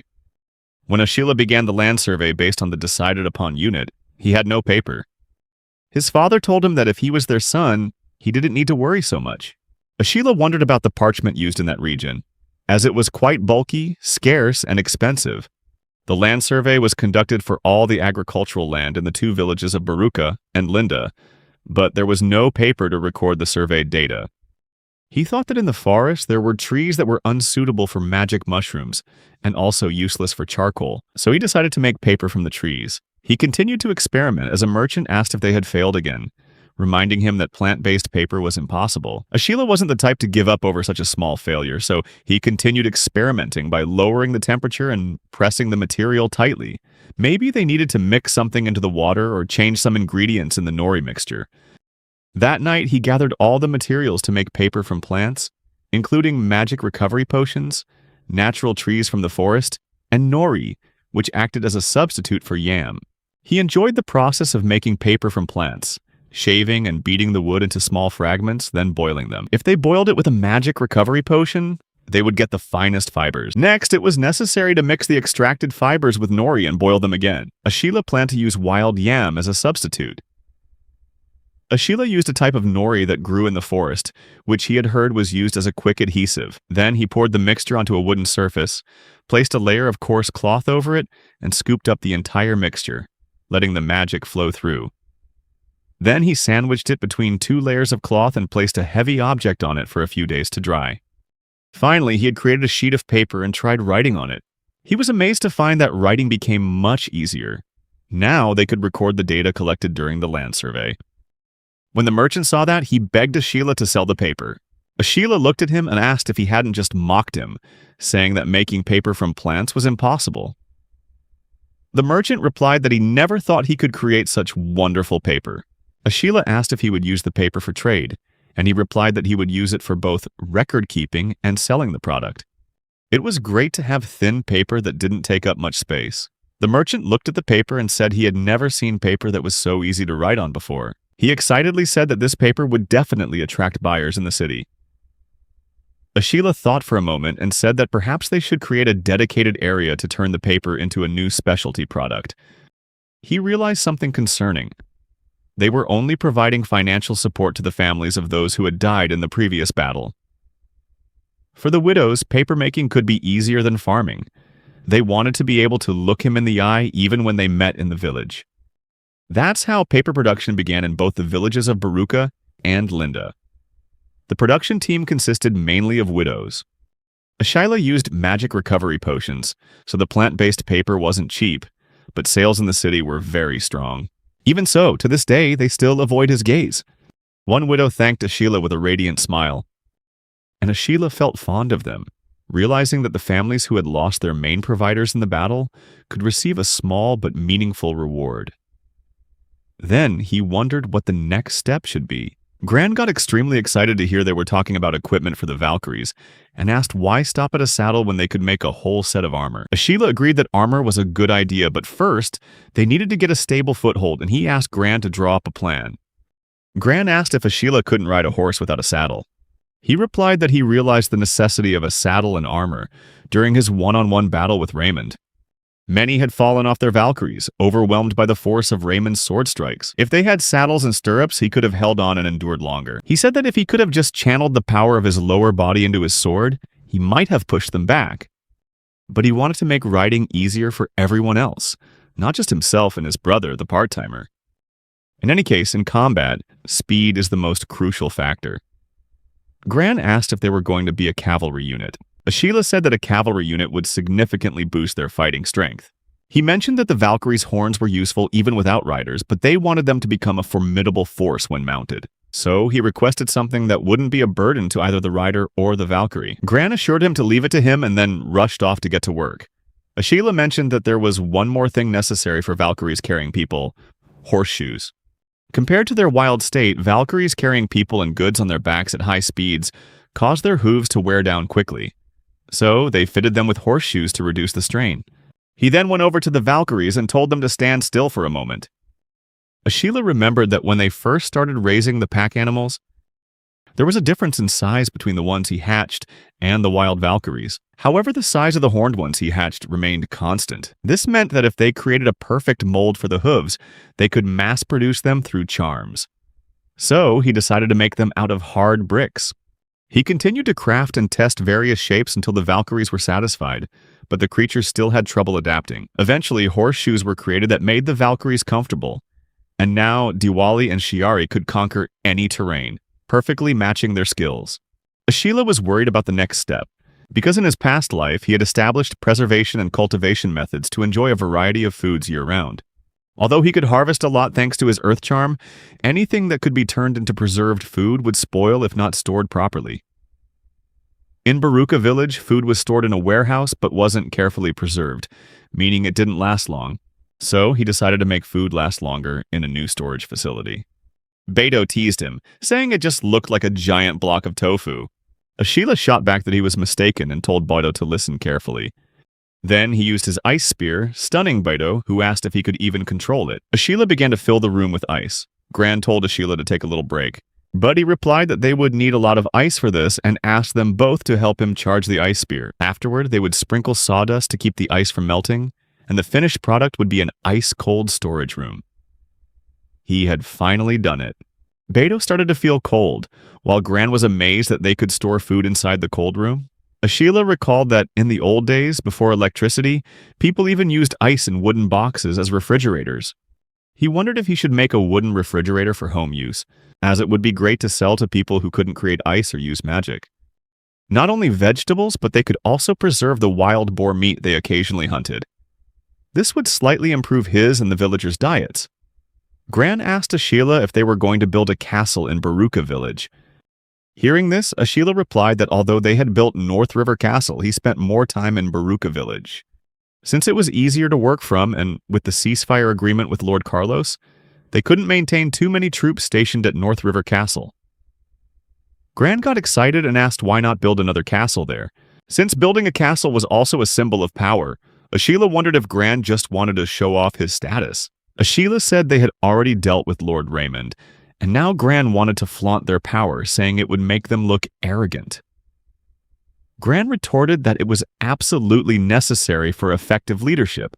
Everyone who had been on the battlefield knew him, but others didn't need to. Gran said there was a high probability that some people, maybe even a kid like Ashila, would resist paying taxes. Ashila understood that they essentially needed a clear symbol of authority to ensure tax collection went smoothly. Gran said that, as a symbol, they should focus more on decoration rather than just building a simple castle like North River Castle. Ashila didn't think building a castle was urgent, but now that they had completed their other tasks, there was no harm in starting. The most prominent structure in Baruka was currently North River Castle, but as Gran suggested, since he was often absent as the Lord, Ashila considered that building a magnificent castle in the territory would be simple, allowing him to declare it the seat of the head of the Baruka Knights. He was also troubled by the lack of merchants gathering, despite having opened a free market. What he needed to do was develop the land into a place where people would want to settle and live. He realized that simply governing with sincerity wasn't enough, especially not knowing when they might be sent to war. To increase their survival rate, they first had to strengthen their military power, and they needed to attract more people from outside to bolster their army. A single castle wasn't enough, so he asked Gran to create a central hub for the Baruka territory, centered around the castle. Ashila felt strongly that the land within the wall he had built himself was his, and he didn't want to let just anyone live there. So he decided to create a castle town inside the wall, a city that would attract people to come live and merchants to gather, creating a bustling city with a thriving logistics network. Ashila figured that if they stood up to protect their precious home and fought together, they would surely gain more allies. Now, as the Lord, there were many benefits to opening up the area inside the wall, turning the Baruka territory into a land of brave and courageous kings, stretching from the beloved Baruka village to Linda village, all the way to the magnificent North River fortress. Ashila entered the Baruka territory, looked around, and decided the first thing he needed to do was redevelop the land between the settlement's inner and outer walls. There was a place there called the Free Market, where one needed permission to open a shop, but it was open to everyone, from his part-time working brother Gran to even seasoned traveling merchants. It was a vibrant commercial hub where anything was possible. However, there was still a lot of empty space, and they decided to divide the southern and western lands into small lots and sell them to anyone who wanted to build a house. They could move in as soon as the doors and windows were prepared. Unlike the southern district, the northeastern district had a lumber mill, attracting loggers and charcoal makers involved in carpentry. They would also include papermaking and magic mushroom cultivation in this area. The northwestern area was mainly covered by the last of the mint fields, a key supply for the Valkyries, but they kept a section of it for a grander plan. Ashila imagined that one day they would gather all their soldiers there. Ashila figured they weren't at the stage of having a standing army yet, but he wanted to designate the best gate as an exclusive entrance for soldiers to make deployment smoother. For now, he decided to form a security force centered around his father, and said it might be a good idea to build a detention center to hold those arrested for minor offenses, and that they should establish a court to handle serious cases. They could leave the handling of petty crimes to Matic and his youth group. Ashila decreed that all buildings inside the walls must be constructed from hard brick. That way, if the enemy invaded, the buildings themselves would serve as obstacles to hinder them. They proceeded with redeveloping the structures inside the walls, concentrating on the layout of the southern district. A merchant was amazed upon seeing the city, saying he had never seen anything like it. Ashila said that you could clearly see they had poured their hearts into building it. The merchant replied that it was even more impressive than the city of Fontana, praising that the foundation work centered on the main road of the southwest district was also very impressive, and while the arch structures were already in place, having glass windows fitted into them was something he had never seen before. Furthermore, the sleek beauty of the hard bricks was so refined and elegant. Ashila said that he had incorporated everything from his own home, the place where he kept his memories, and asked if people from other places wouldn't be just as astonished to see it. The merchant replied that it would be more astonishing if they weren't. He then told Ashila that Hambu had also lent a hand. Hearing this, Ashila said that the next task was to renovate the outer wall, since it was so tall and thick they couldn't even climb it. While it could deter wild boars, it was useless for defending against a human army. He wanted to replace the whole thing with hard bricks, but his magic wasn't proficient enough yet, making it inefficient for such a massive project, so he decided to add stairways and towers to the current wall. For a castle the size of North River, 4 corner towers would have been enough, but for the sheer length of the settlement's outer wall, that was hardly sufficient. Every 30 meters, they would place towers on the ramparts in the style of North River Castle to preserve the memory for generations to come. The battlements were praised by Beto and Vargas, who were put in charge of them, just as they had been back in the days of North River Castle. Ashila had Gran make an improvement to a section of the defensive wall, and its magnificence astonished everyone who saw it. Ashila mused that if they had to fight a defensive battle right now, their strategy would be to drop hard bricks from the top of the ramparts, instead of relying on their limited magic, since fighting with prepared resources would be more effective. That way, it would be less draining. Ashila had them build a sturdy wall that not only made it easy to drop bricks to damage the enemy, but also made it harder for them to attack from below. Eventually, they would need to build up their arsenal, including bows and arrows, to mount a proper defense. But for now, they had to make do with what they had. At that moment, Ashila was leaning against the bricks, wondering what the next step should be. He decided to have the large crew of woodcutters dig a 10-meter deep moat. Unlike at North River Castle, the water level here couldn't be low, which allowed for a wide, beautiful bridge and a large pathway. Ashila liked the atmosphere of a moat, but he had no choice but to install drawbridges on all 4 gates of the wall, wide enough for carriages to pass over easily. Maddox said that limiting the city's entrances was crucial for defense. They could gather people capable of creating ice lances and have them on standby to fire at enemies in an emergency. They could raise the bridges completely to block all entry and fortify themselves inside, establishing it as the unmatched heart of the Baruka Knights' territory. And with that, the magnificent fortress city named Barukania was born. A merchant hurried over to Ashila, saying they were running out of glass and needed to order more. Ashila wearily asked if he meant there wasn't any left at all.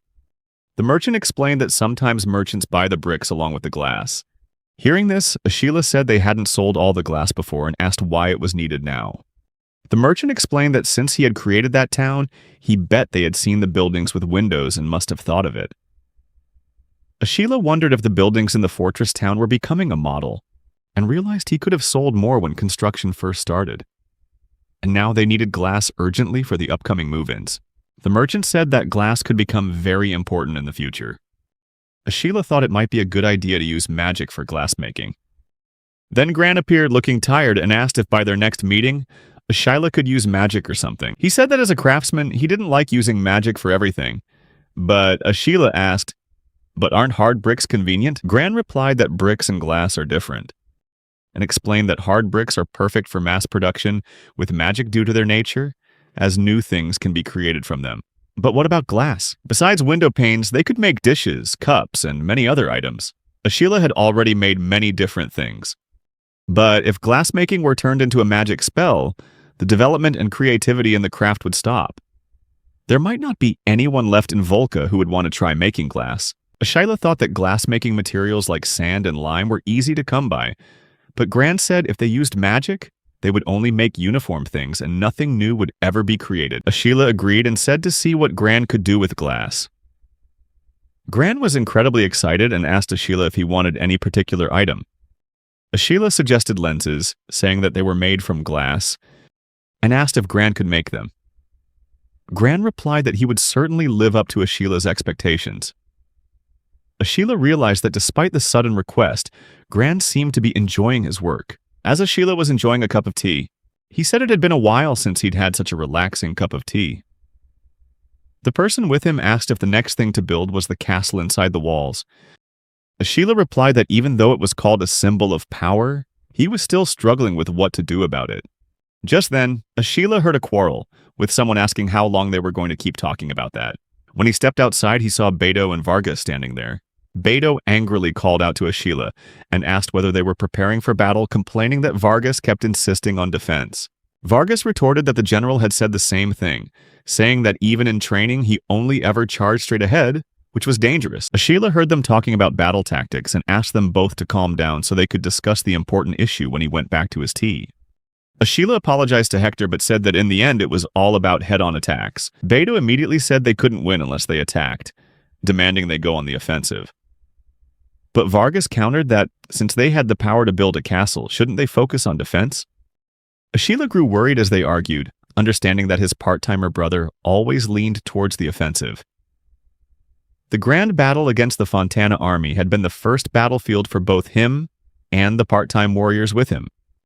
The battlefield, where lives were on the line, had a chilling atmosphere, and Ashila himself had been in an abnormal state of mind, almost wanting to shout from the exhilaration. That was the very reason he had been able to act without hesitation. According to Beto, they had defeated an enemy superior in both strength and numbers because they had focused everything on charging ahead, and they would continue to win with the same offensive tactic. Ashila realized that intense feeling of success wasn't something that would fade away easily. Beto said that even though his younger brother was strong, he was still just a kid and lacked experience. Ashila recalled that time. He had been forced to launch a head-on assault because there was no other chance of victory. He never wanted to be forced into a frontal attack while outnumbered and outmatched again.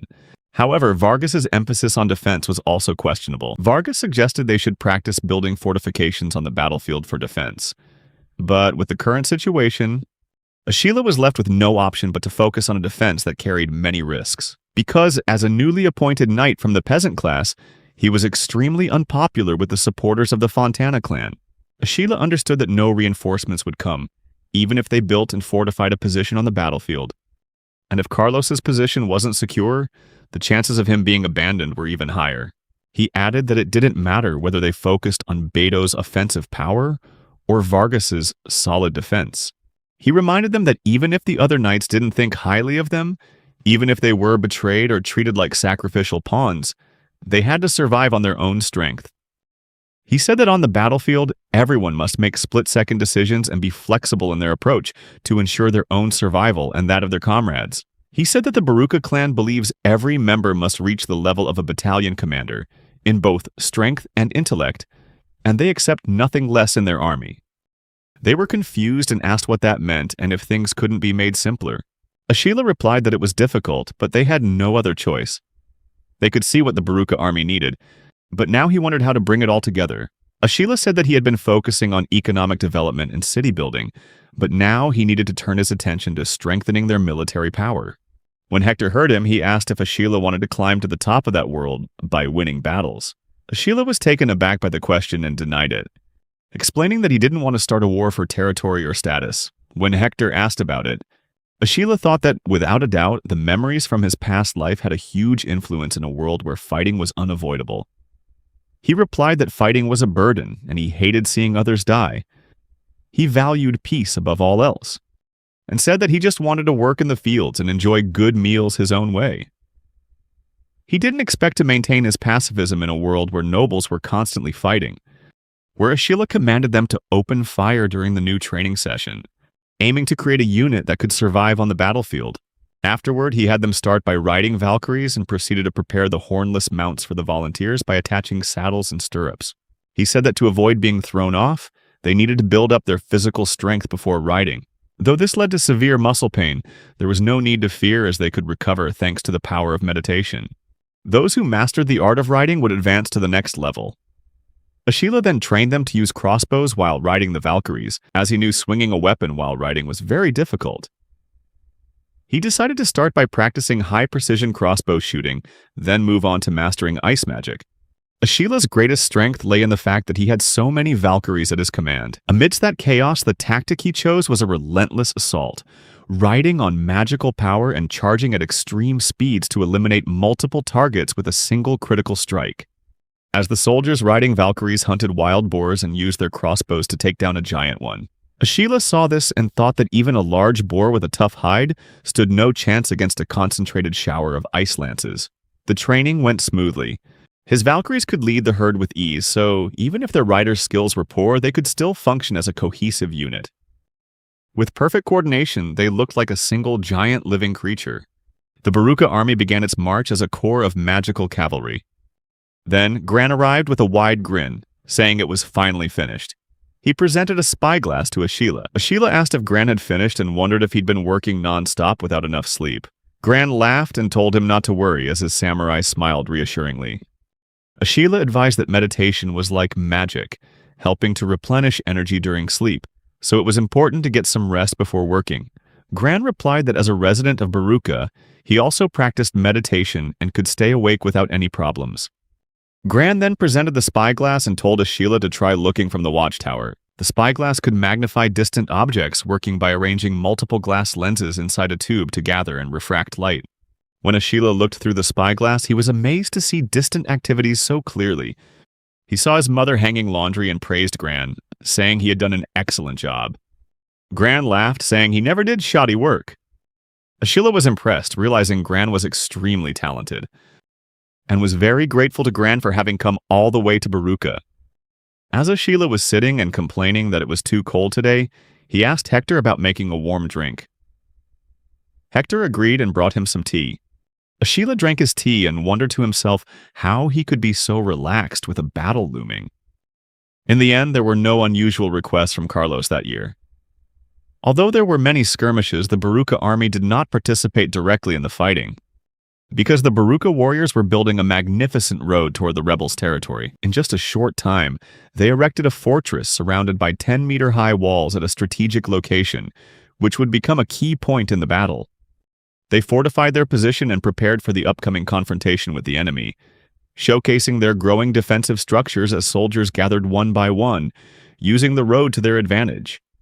With each passing day, the army grew stronger and more formidable, enough to make even the most resolute enemies surrender. However, there were a few exceptions where Carlos took command and dispersed them. Ashila also proposed that Carlos waive road taxes for the rebel-held lands, and thanks to the road he had built, the flow of goods within the Fontana domain improved significantly whenever they were summoned. Ashila told Carlos that since all the roads in the different regions connected to the city of Fontana, they would profit greatly if they exempted people and goods from taxes, allowing them to circulate freely. Carlos considered this, and Ashila realized it had breathed new life into the town of Fontana. As a result, people and goods gradually flowed into the Baruka Night territory in the far north. However, this also meant there was no more transport or collection, at least during the winter when the snow piled up and they had no choice but to wait it out with their stored food, as if hibernating. Ashila told Carl that when the temperature dropped like this, he just wanted to jump into a bathtub. Carl was surprised and asked what a bathtub was. Ashila said he was just talking about soaking in a warm bath and enjoying the comfort. Carl said it sounded nice, but asked if he felt like they were living in luxury in that world. Ashila had only ever focused on survival before and never thought about wanting to take a bath. Managing a territory can be very tiring. Just then, he heard the screech of a Valkyrie, so he immediately ran outside and asked what was happening. When he saw the Valkyrie lower itself, Ashila asked if it wanted him to ride it. He climbed on, and the Valkyrie took him to a place full of steam. Ashila wondered if it was a hot spring and was amazed to realize it was. He wondered if they had ever crossed the river from there during the battle with the Fontana army on the plains. He was moved, thinking about the hot spring he had just mentioned and how the Valkyrie had brought him there. He dipped his feet into the warm water and thought that he didn't want to catch a cold by soaking his whole body, so he just soaked his feet.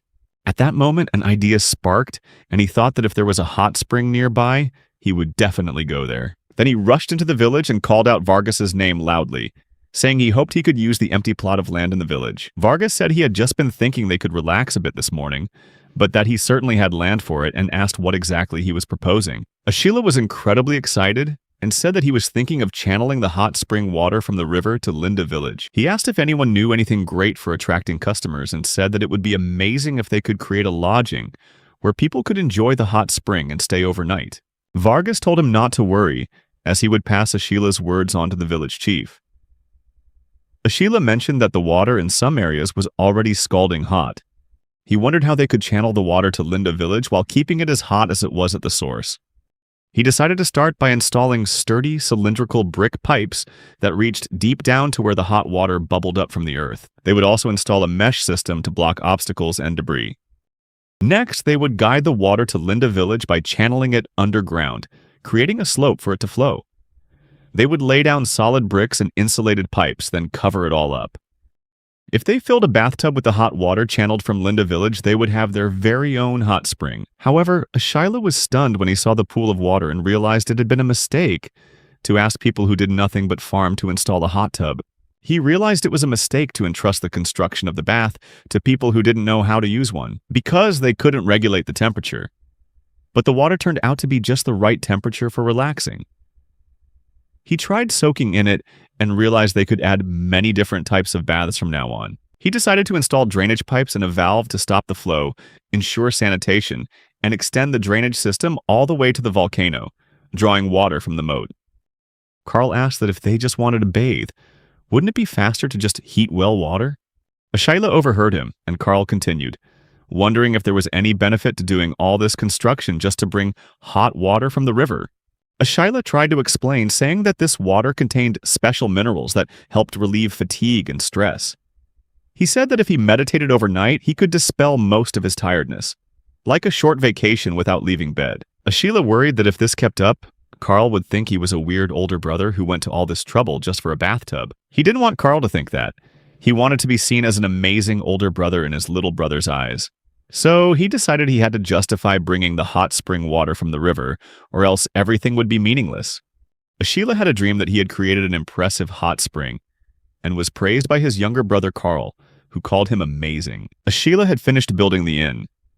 Vargas asked if they were installing glass into that sturdy brick lattice frame and wondered what Ashila was trying to do in the village. Ashila excitedly said that it was a wonderful thing to have a hot spring here, a plan he had been nurturing for many years.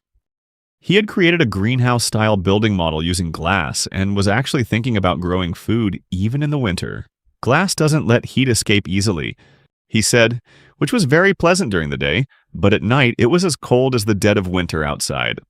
They could use the steam from the hot spring to keep the temperature warm at night, and he asked Vargas to imagine it. Vargas looked and said that Ashila was truly a kind commander. Ashila told Vargas to make sure to tell the villagers to grow food in the greenhouse, because if everything went well, the winter food situation would improve dramatically. And that's how Linda Village came to have two special structures appear in that world: a hot spring inn and a glass greenhouse. Ashila thought that thanks to the Valkyries, they now had more to do even during the winter. Ashila praised the Valkyries, saying they were truly amazing, able to carry adults without getting tired while running, handle all the magic he used, and possess far greater magical power than an ordinary person. With the discovery of the hot spring, a new point was added to the Valkyries' list of great places. Even in places where boiling water erupted, the Valkyries could enter, and conversely, they could still move in the freezing temperatures of winter. Their ability to withstand both high and low temperatures meant they were biologically enhanced, meaning their survival range was very wide. As Ashila was hugging a Valkyrie, the merchant approached and asked what he was doing, clinging to it like that, then asked if they should prepare to leave. Ashila agreed, saying that winter was a great time for business when people's movements were restricted. The golden rule of business is to do what others don't.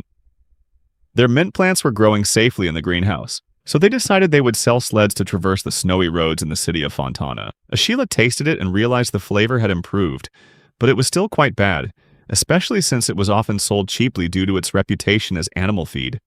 The grateful merchant said that now they could eat fresh vegetables even in winter, and that it had saved them because their food reserves were running out.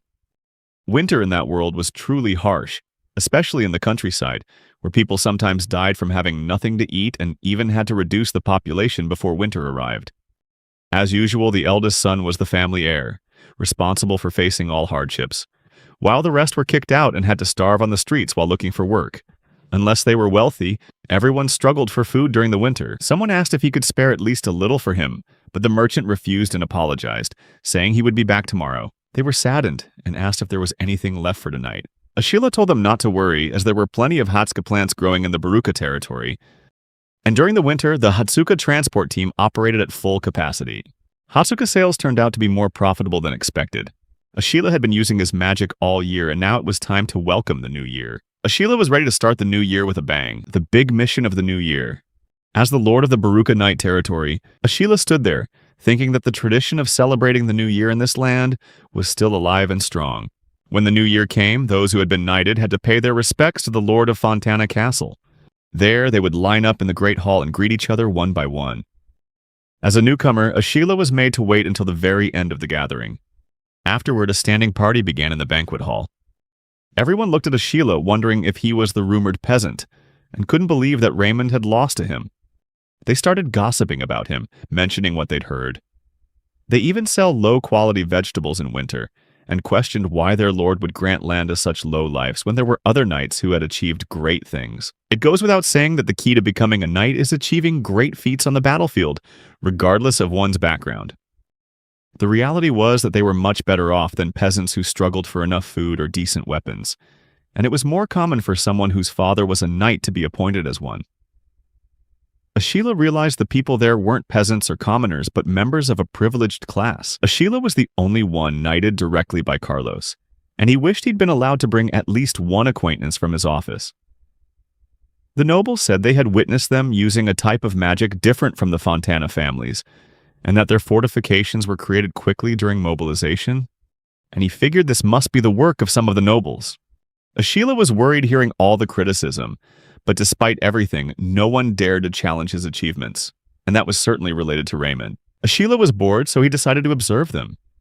He focused his mana into his eyes and easily saw that those who seemed to have a lot of battlefield experience tended to have smaller amounts of magic, but of better quality.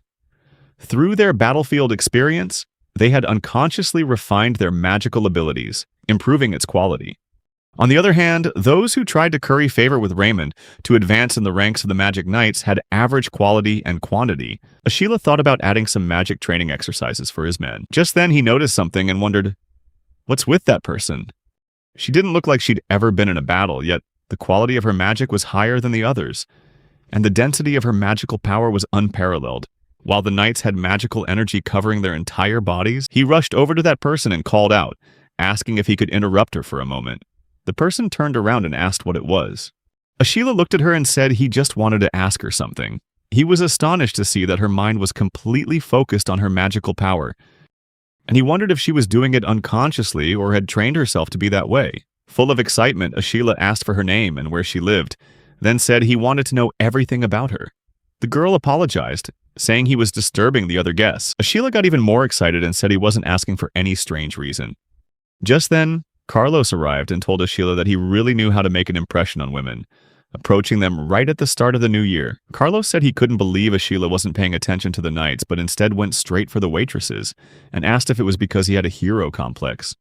Ashila denied it, saying he didn't approach her just because she was a woman, but because he was curious about something else. Carlos remarked that it seemed he was interested in Lilina, and then asked Lilina to take Ashila to a private room and talk with him. Lilina looked worried as Carlos said she was always buried in her books, and told her this was a great opportunity for her to make sure she entertained a guest properly. Ashila wondered if he had made things awkward and asked himself what the relationship between Lilina and Carlos was. Once in the room, Ashila said that it seemed Carlos was looking out for her. Lilina confirmed that she was related to Carlos by blood. Ashila realized they were siblings and wondered, even though their appearances seemed modest, there was something special about them. Lilina said that Carlos is the son of the former head of the family and no ordinary descendant. She said he has the grace of a swan and the strength of a lion, all wrapped up in a charming and powerful image. Her mother used to work as a maid in this very mansion. Ashila realized that although their hair color was the same, Carlos's demeanor and ambition were completely different from Lilina's quiet, humble presence. She was reserved and had a gentle air about her. Ashila thought Lilina's beauty was unparalleled and asked her why someone related to the head of the family was working as a maid. She explained that it's quite common for women born into noble or knightly families to be trained from a young age to entertain guests, but she had never worked as a maid before. She was always in her room reading books. Carlos couldn't stand to see that, so he suggested she entertain the guests at this New Year's party. She shyly said that was enough talk about herself and asked if he had any other questions. Ashila replied that he had been observing everyone's magic during the party and noted that Lilina's magic was focused entirely in her head. He asked if someone had taught her to do that. She denied it, saying she had never really thought about where her magic was located in her body. Ashila explained that his comrades channel magic throughout their entire bodies to enhance their physical abilities, while Vargas concentrates it on his skin to dramatically increase his defensive power. He told her that by concentrating on her brain, her memory, judgment, and speed of thought would improve significantly. And in terms of quality, it even surpassed that of the knights present at the party. Lilina asked if he thought it had something to do with talent and reading a lot of books. Ashila looked around and asked what kind of books she had there. Lilina said that because books are very expensive, many of them are difficult, like history books, which means it takes a long time just to decipher one. She added that parchment alone is costly and books are luxury items. Ashila hoped Lilina would explain the contents of those books to him in a way he could easily understand.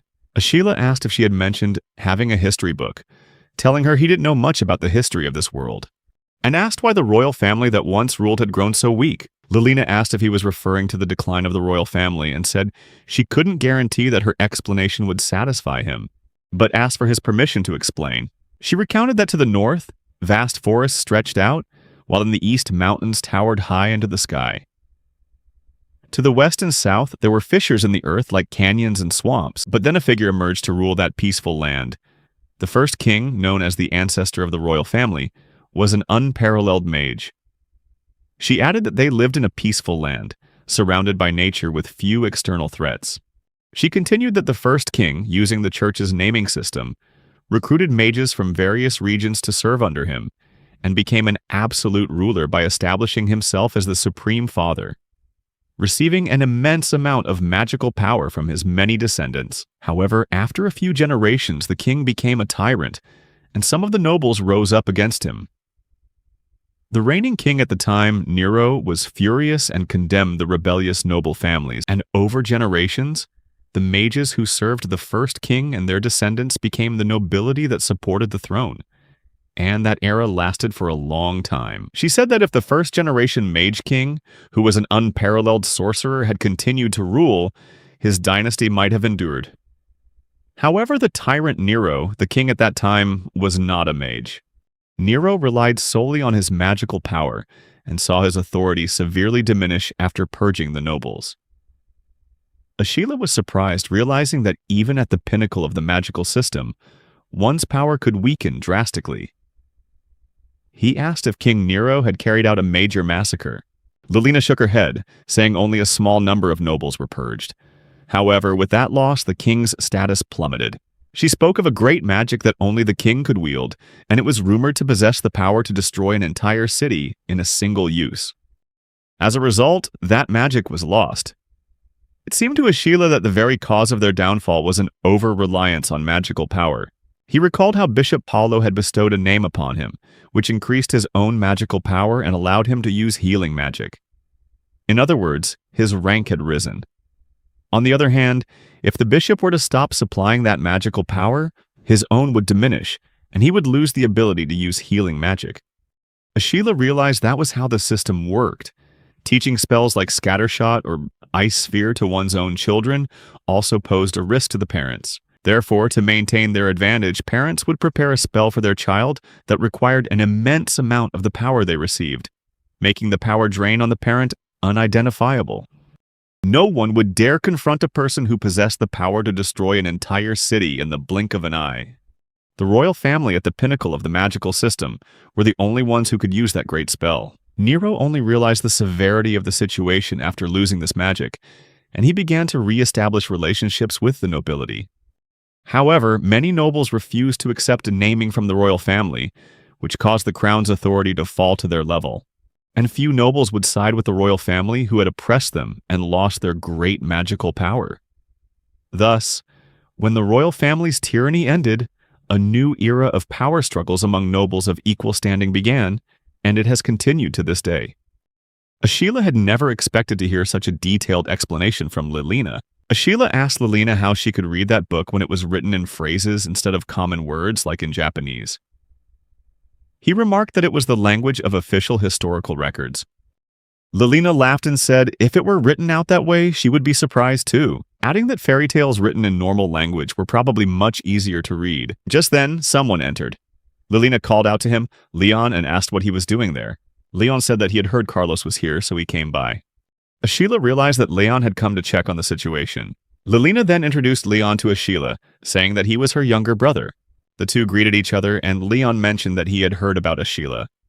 Ashila said that if Leon was Lilina's younger brother, then he must be related to Carlos. But Lilina denied it, explaining that after having her first child, her mother remarried her current father, and then had her younger siblings like Leon. A beautiful and unique love story. Ashila was surprised to learn that, which meant Leon had no blood relation to Carlos. He said he had never seen Lilina talk so cheerfully with anyone before, which made her blush and tell him not to say such things. Leon said that he had been worried his sister's shyness might cause trouble, but it turned out to be an unnecessary concern.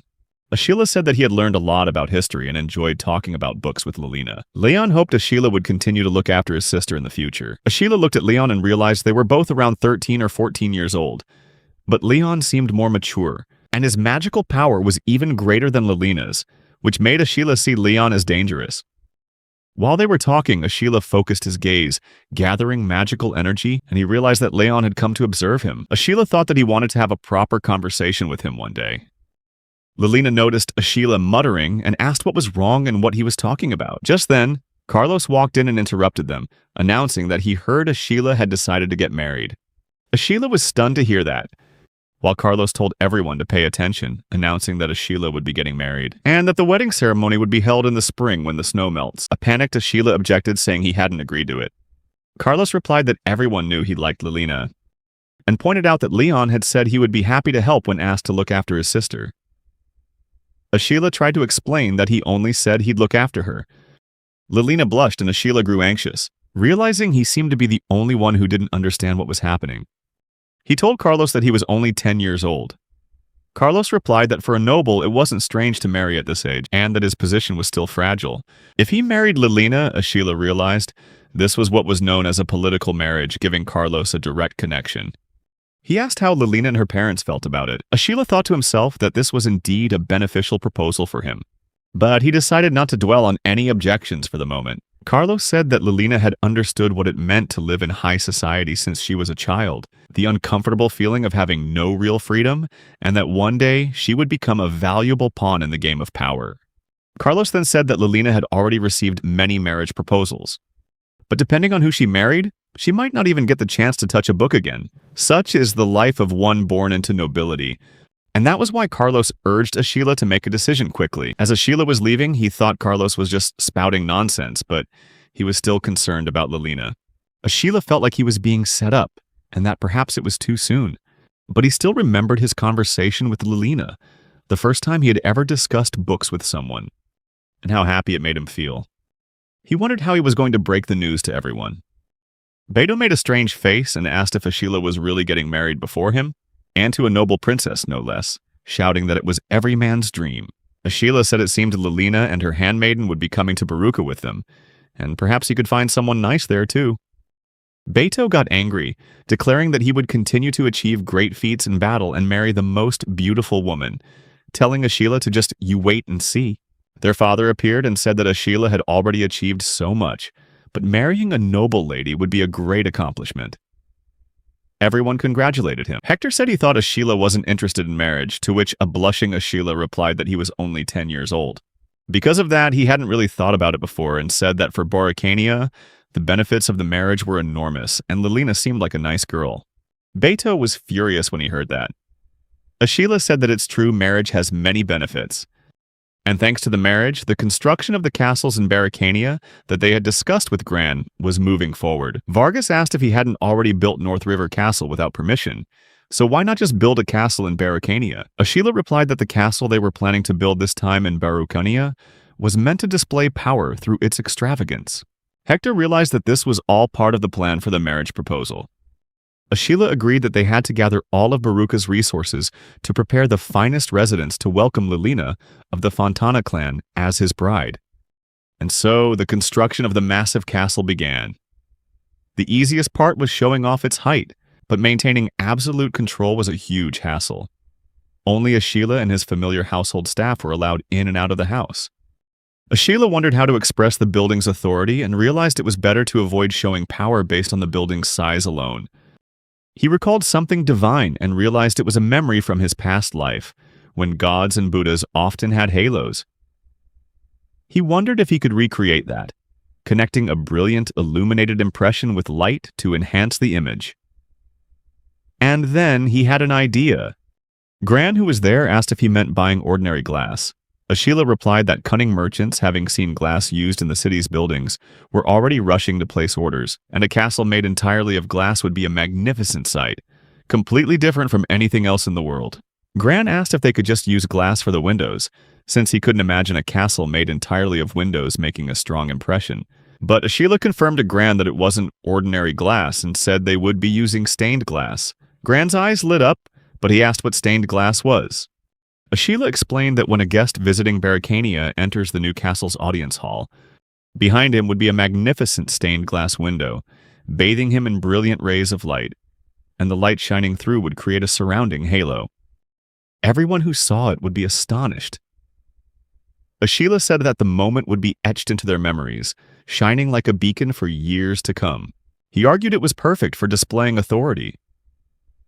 The merchant was listening in as Ashila said that it would look like a castle, or perhaps more like a grand cathedral. He wondered if they should choose a uniform blue to match the color of magic. Gran created the blueprint from the image Ashila had provided him. He said that if the appearance changes depending on the angle of the sunlight, then they would have to consider the building's orientation. During the design process, he noted that if they used too much glass, its defensive capabilities would be reduced.